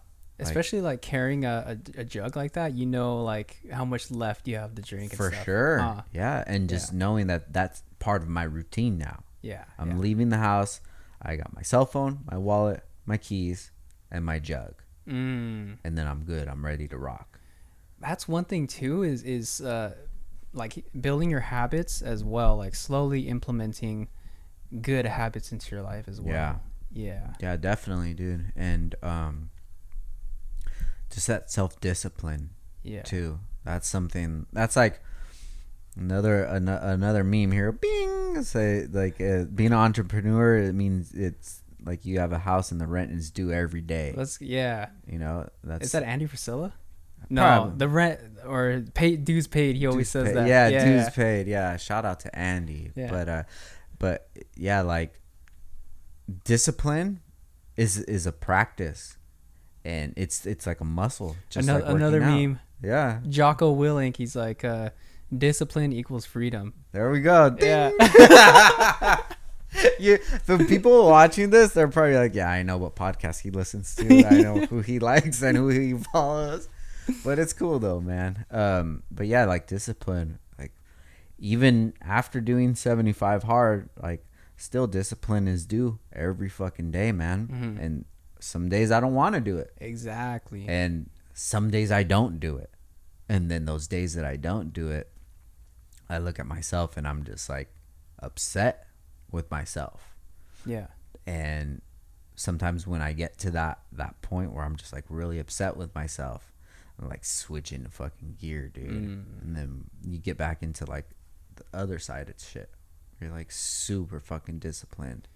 Have you ever experienced burnout and stuff? Yeah, today. Today? Like now. Like, yeah, let's go. Bro, for sure, dude. Like all the fucking time, bro. Yeah, because when you're a high functioning person, even when you're not functioning at your full potential, you're still functioning at a faster pace than the normal person, right? Yeah. So when I'm feeling that like I'm being lazy or I'm getting burnt out, it still appears that I'm not, because like the basic things that I do are more than a normal person would do. Does that make sense? That makes sense. Yeah. So if I'm talking to like a normal person saying like, yeah, I feel like burnt out or whatever, like, what do you mean you're fucking doing it, you're killing? I'm like, no, hell no, dude, because I know the potential that I can be at, which is hard because now I'm the only one to keep myself accountable. Yep. Because everybody else that I'll talk to, they're like, nah, dude, you're killing it, you're doing it, just chill out, take a break. Yeah. But can't, bro. Yeah. So I saw a clip from Jim Jones, the rapper from Dipset. He said that when you feel like your motivation is dying, focus on your disciplines. Just focus on your disciplines, and that will kick you back into gear.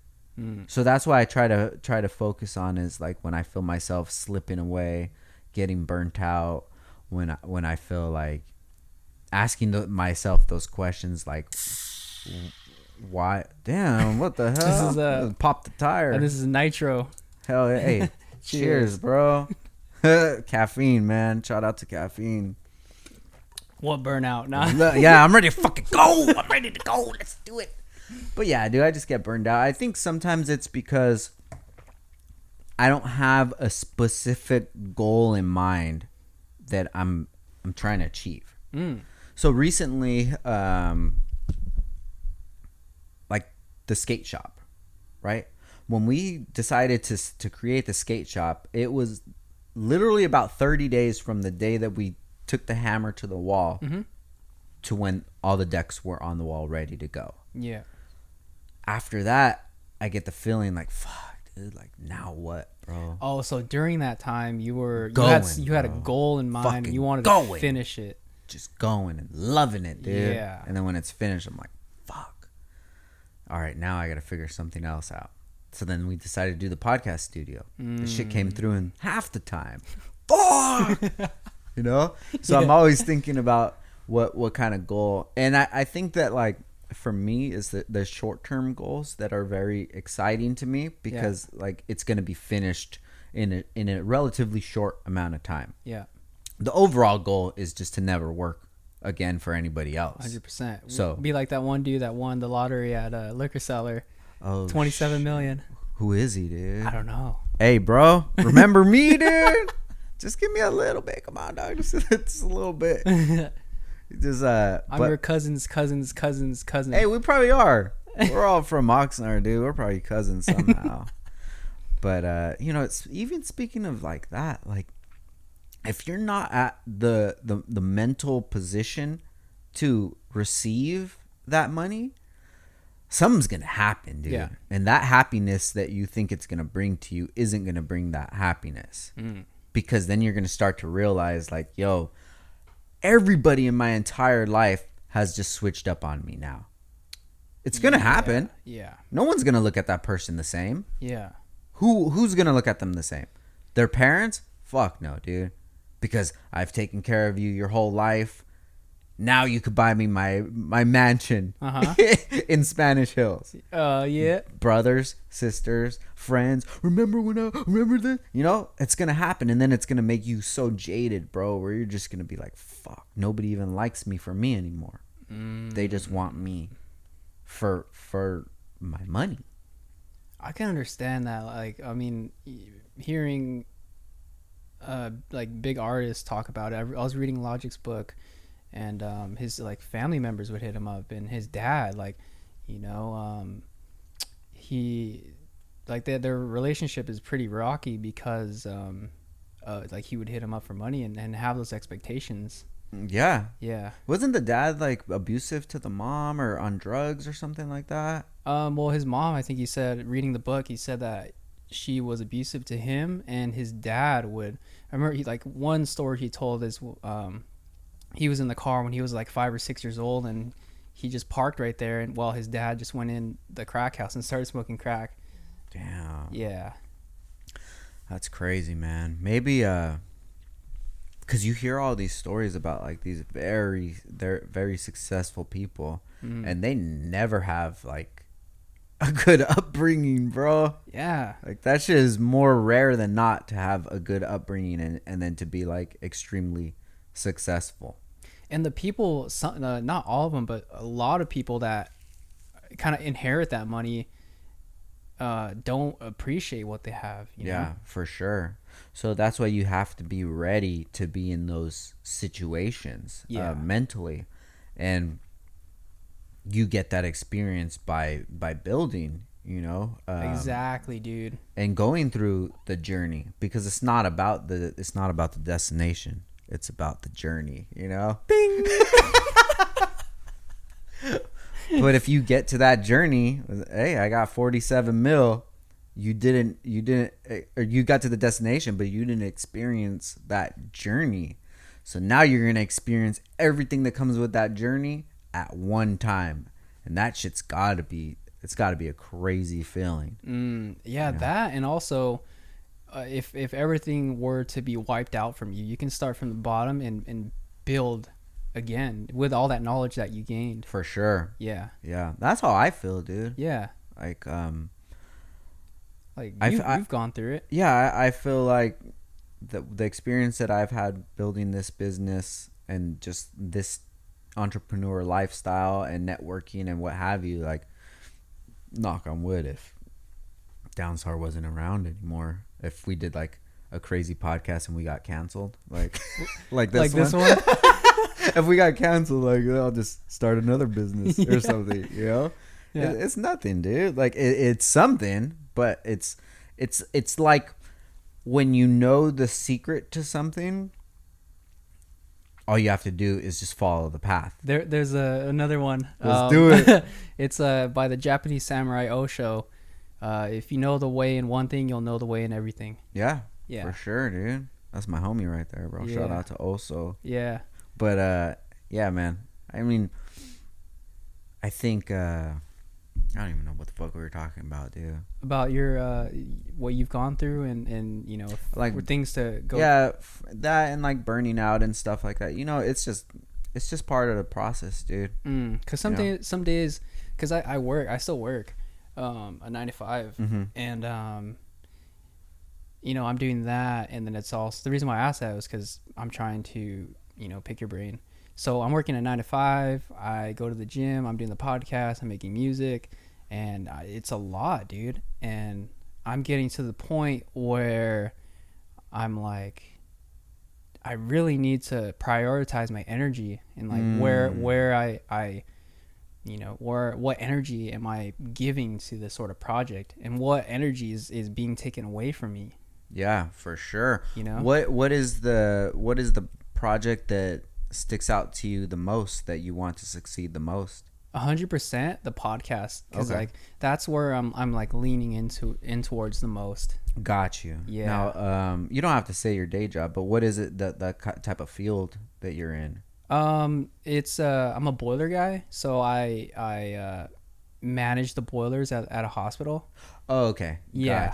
Got you. So it's cool with that job because there's so much time where I can work on my stuff, like the podcast. Like I'll edit the podcast there. Okay. Yeah. So it's like, you know, thinking beyond where I'm at, you know, and hopefully people listening can, you know, try not to get stuck like where they're at as well. Like I don't, because I work, and I see older people in the same position that I'm at. I'm like, dude, this guy got stuck where he's at. Yeah. For sure. That's probably one thing. If you're working at a job and you see somebody that's older, just pick their brain and just see like how long they've been there or what, and then just know that like that's your future. Yeah. If you don't do anything about it. Exactly. That's where you're gonna be at. Yeah. How often are you doing podcast? I do it every Monday. Every Monday I'll do a podcast, and you know, I already like that fits with my schedule so far, and it feels good. How many are you dropping? Like, or do you do like? I'm back to one a week. One a week. Now. Okay, same. Yeah. So, 2021. That's when my daughter was born. I took a step away from podcasting. I probably in the whole year maybe did like 10 to 15, which the prior year I was doing like 2 a week. So that's a huge drop off, you know. But that was time that I wanted to spend with my daughter at those times. So I had to step away. But now like this podcast that we're recording right now, it's probably not going to come out for maybe a month or so because I already have some in the tuck, which helps out a lot. Is that maybe for 1 week you'll like tweak out, do hella pods, and then you'll be ahead. So you don't have to worry about shit. I don't have a pod on Monday. It's Wednesday. What am I going to do? I don't have a guest or what have you. Yeah. You know, so what do you feel your opportunities are in podcasting? Opportunities, just honestly, like what do you feel like you're leaving on the table right now, as far as like where do you want to see the podcast go, and you can't do that at this moment? I think honestly I'm at where I'm at, and I would like to keep continuing what I'm doing, and you know keep that same energy, and hopefully it can you know start generating some revenue, and that's not the goal, but you know I would love to not work. Yeah. You know? Yeah, no, for sure. You know, the stuff that I was saying about trying not to make the podcast a business, there's definitely a way that you can make both happen. Mm-hmm. And you don't have to change the way that you communicate or the way that your show is laid out. Yeah. You just have to figure it out. For sure. And the way that I'm doing it is just get as many guests on here as possible, not missing a day, just being consistent and just having interesting conversation. Yeah. And then if people like it, like it's gonna show. It's gonna show no matter how many times you post or how many stories you post or what have you. Like that doesn't mean that the podcast is good. What's gonna mean it's good is if people are actually listening to it and giving you the feedback on it. You know what I noticed too is the more people I interview, it's like I'll get certain crowds or like certain people and like, oh, this is like a foodie, or this is like an artist person that really likes artists. Yeah. So it's like going back to the point where it's really unlimited the amount of people that you can reach. Yeah. No, for sure, dude. Like especially for serving them as well. Giving them the providing value as well. Yeah. Yeah. No, for sure. Is like that's one thing that to realize also. As podcasters, like I always I kind of not feel weird when I ask somebody to do a podcast, but it's like I'm asking them for their time. Yeah. And sometimes I'm like, shit, I don't know if that person will be down for it. But more times than not, they are. Yeah. Because everybody likes to talk about themselves, and everybody likes to highlight their story.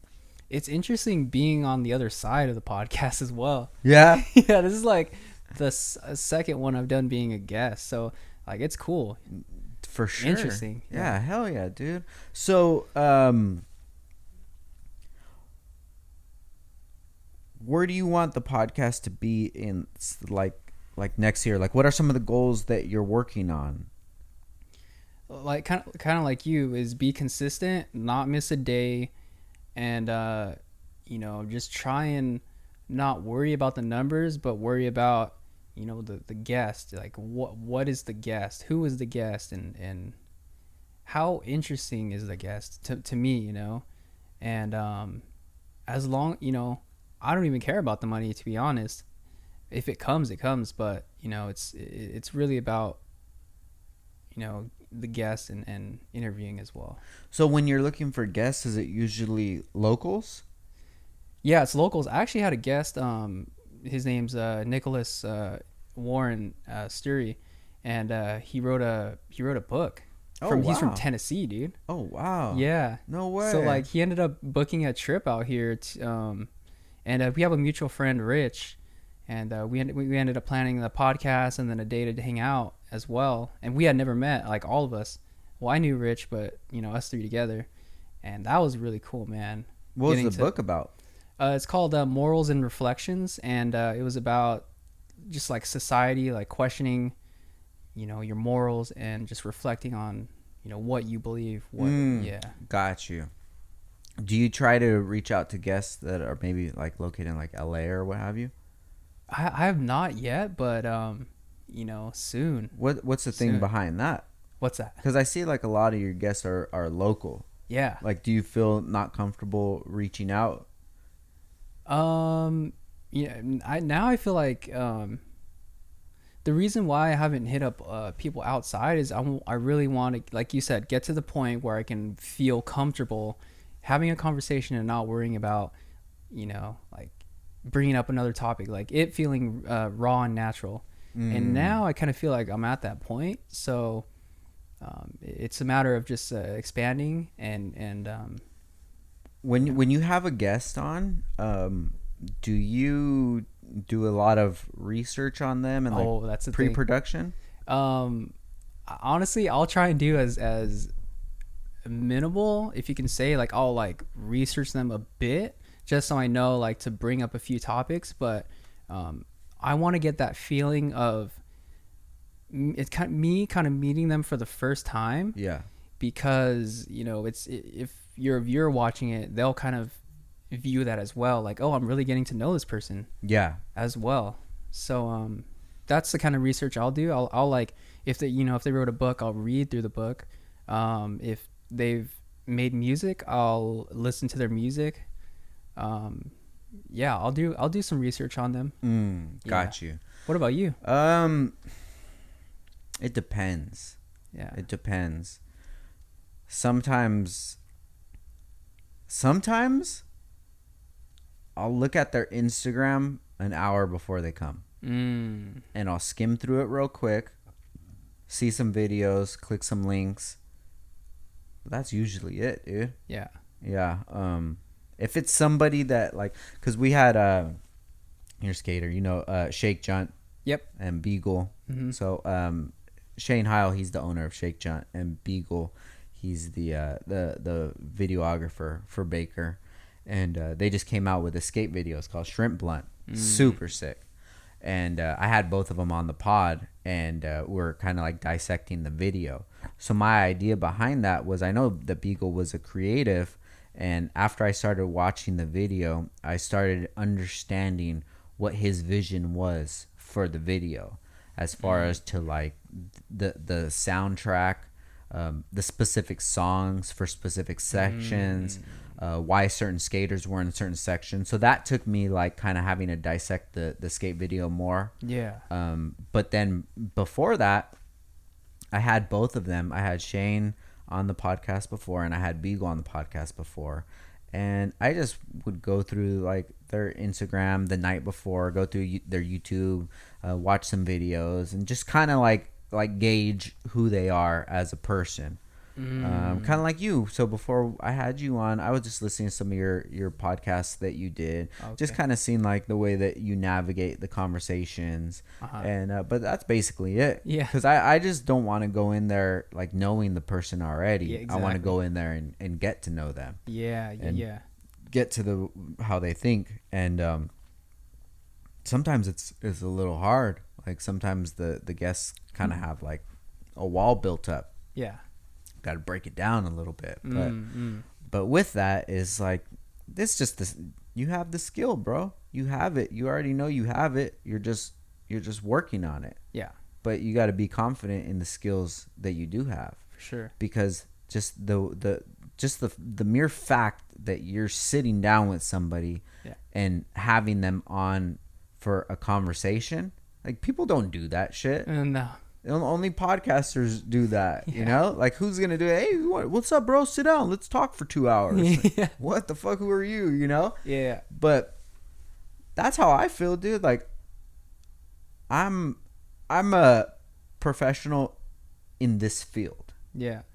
You may be a professional in whatever field you are, but, like, if you don't run a podcast, you're not a professional in this field, you know? So I kind of, like, build my confidence that way. Another way to look at it, right, is really into cars a lot, super into cars. If I talk to somebody who's not into cars, what does my whole career matter to them besides being an entrepreneur and looking at it from like a business standpoint? But my focus of the automotive community, what does that matter to anybody?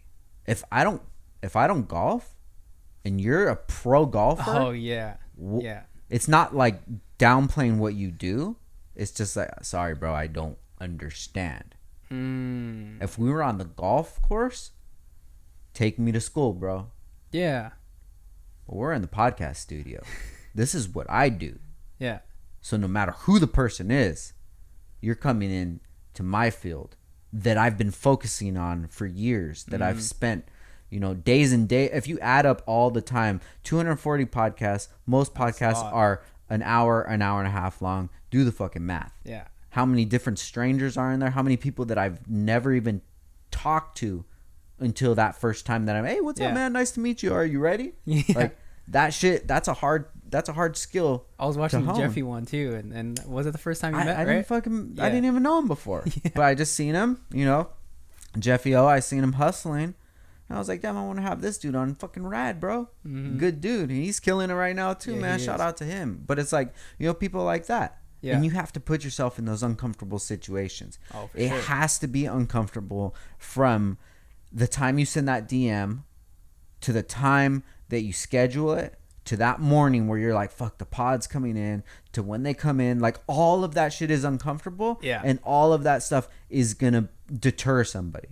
Yeah. But no, you're in your 60s, right? The episodes? 64. 64 people that you've sat down with and had a conversation with. That's skill, bro. Yeah. You know, you have confidence in that skill, and you just know that, like, no matter what, bro, we're going to have a good conversation. For sure. That's it. Because I'm bringing my part into this. Yeah. I'm having you on. I'm talking to you, and I'm trying to get to know you. Now, if you don't want to display yourself, if you're not answering questions with in-depth questions or what have you, hey, that's on you, bro. Because this is going up, and now people that are fans or supporters of you are gonna see this and like, damn, bro, that pod was kind of lame, dude. Like, that dude's not really talking about shit. As long as you bring the heat as the host, like, you're Gucci, dude. Yeah, for sure, bro, for sure. And it is that whole process as well. Like you said, getting to know, or from the moment you send the DM to like, hey, are we still on for tomorrow? You know, like I'm on my way. It is a whole process, and I do love that process. It's even, like you said, enjoying the journey as well. Like, I'm really trying to sit back and just be in the present moment, be like, wow, this is actually unfolding. This is really happening. For sure, because it is, dude. Yeah. The episodes in your 60s, you're not ever going to look back at these when you're in your 200s, 300s. Yeah. So that feeling that you have right now, that feeling's going to it's going to go away, because you're only going to remember like the most monumental moments of your career. Yeah. So it's best just to soak this shit in right now. Like, we're tapped in right now. Yep. Nothing else is going on. Yep. You know, Biden could be doing some crazy shit right now. And we he don't probably even know is. about. Yeah. He's wild, bro. But yeah, dude. You know, best advice I can give you, bro, is just to stay consistent and expand your network. Sure. You know, expand your network. Shoot those DMs, bro. You never know. Yeah. Because you have to think about it. I know that you're into music. I want to get into that.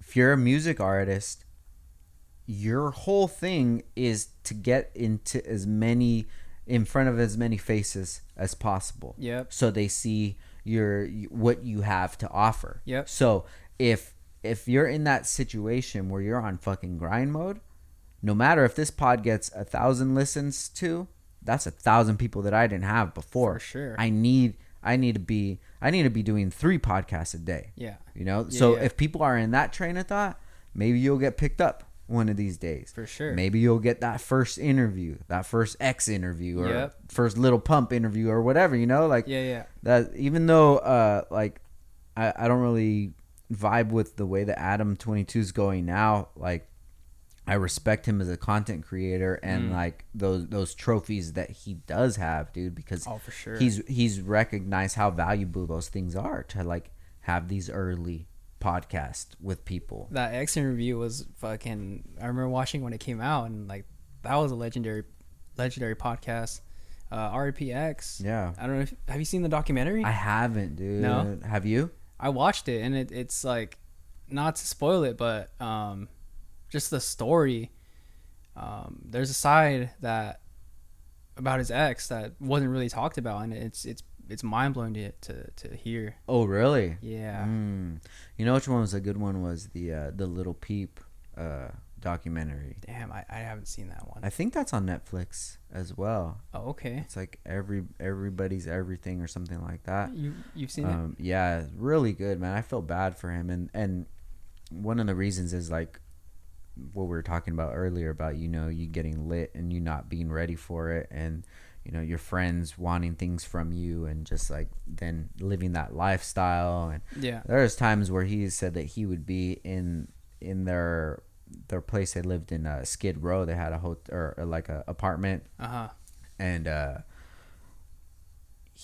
it was his apartment, and he's like just sleeping in like the corner because just everybody's there partying, doing drugs and shit, and he's just like, fuck, dude, you know. So it was a really sad path that he went down. I love Lil Peep, dude, but I can't listen to his music anymore, dude. Like, it's really sad, bro. It's really sad, and if you believe like energy like I do, like he's putting out some very sad, negative, and like, you know, energy that I can't consume. There was a time that I was listening to Peep all the time, bro, and then I kind of felt sad sometimes, bro. I'm like, God damn, this is kind of weird, bro.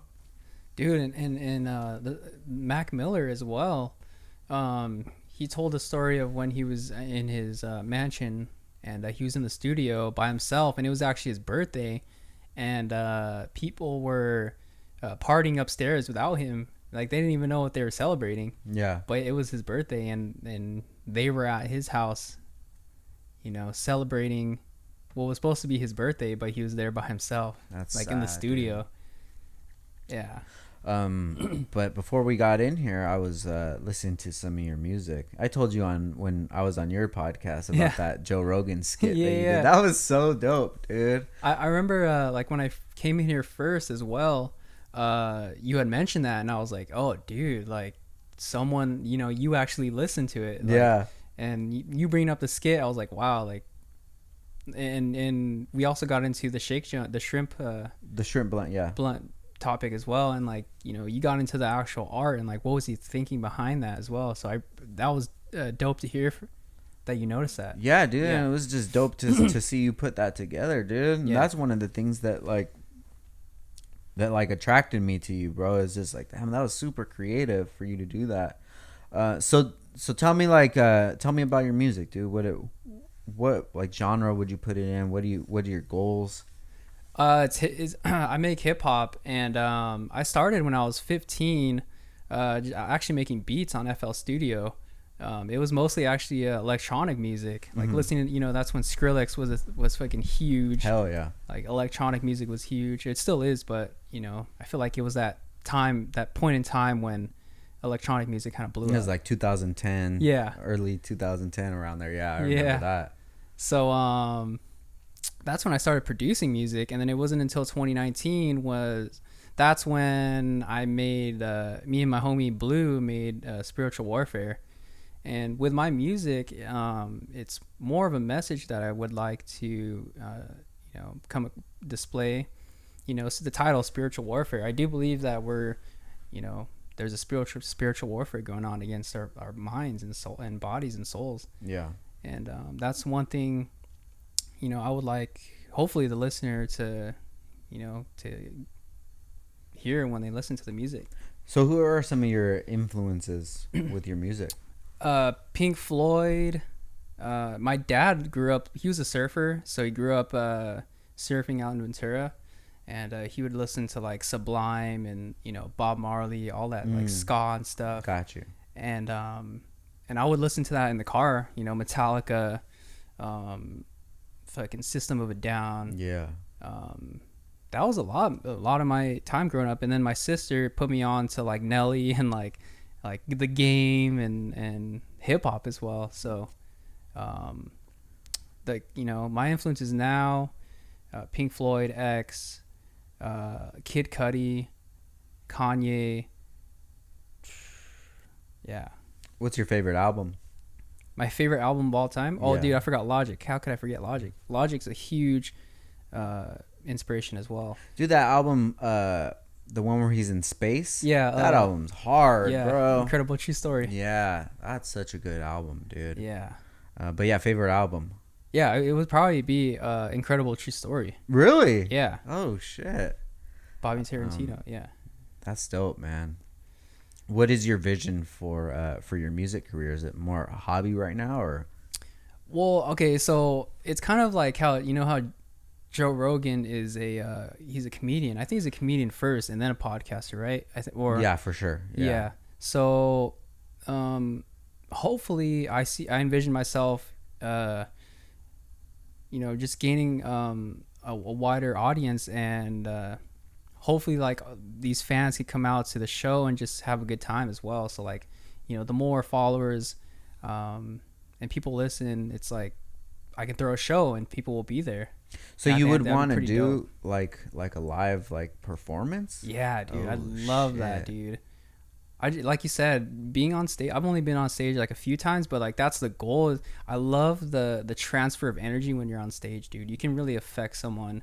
Like you can feel them, like you can literally affect someone with your energy. Yeah. What about like a live for the podcast? Would you do something like that? Dude, that would be dope. Yeah. That would be dope. That was one of my visions for here, dude. Yeah. Like that empty space right there. I was thinking of getting those the tall like bar tables. Yeah. And then put bar stools or whatever and have space for like 10 people here or whatever. Yeah. Move the cameras so they're just not in the way. And then we could just do like a little live podcast up here. Have you ever had people like behind the camera, like just no and stuff? No, because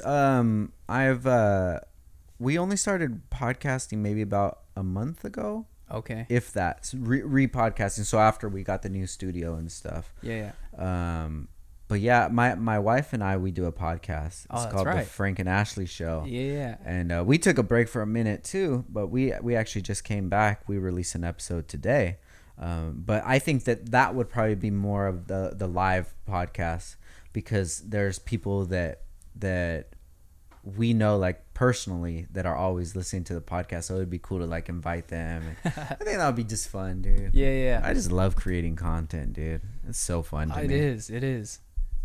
And the album that I'm working on right now is inspired by Logic, because I remember he put skits into his albums, and I love like that whole.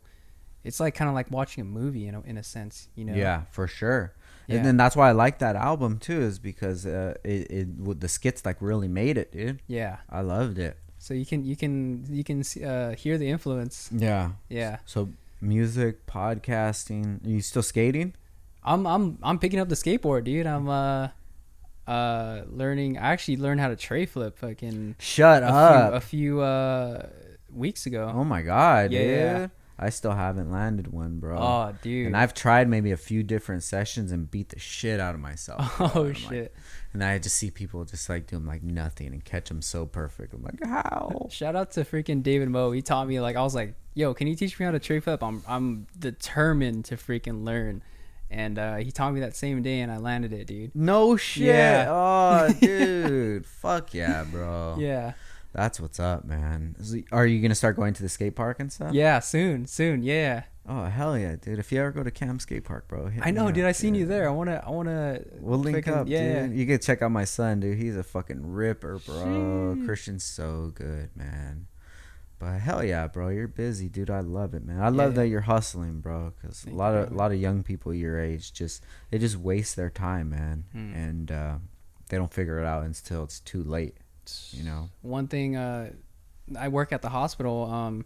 Sometimes I go into patient rooms and there'll be older people there, and just the thought of like, did that guy live out his dreams, or did he really do what he wanted to do, or did he do what he was told to do? For sure. And like that's a scary thought for me, and I hope not to be that.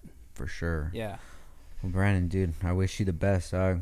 Wish you the best. If you ever need well. anything from me, man, you let me know, dude. I'm excited for you, dude, for your future, and to see the podcast succeed. Likewise. And I know I'm gonna start to see some big guests on there, bro. Yes, sir. You got it in you, bro. You just gotta put yourself in that situation and make it happen. Yes, sir. So everybody listening right now, where can they follow you and follow your progression at? Follow me on YouTube, Branden Dale. That's BrandenDale on YouTube, Spotify, Apple Music, and on Instagram, BDaleQT, BDaleQT. Hell yeah. Yeah. All right, brother. We'll have it listed below. And B, thank you for your time, man. Thank you, dude. I really appreciate you. Hell yeah. Great combo, bro. And Yes, thank you guys for listening, man. Once again, this is Downtime with Downstar, and we out. Peace. Sure.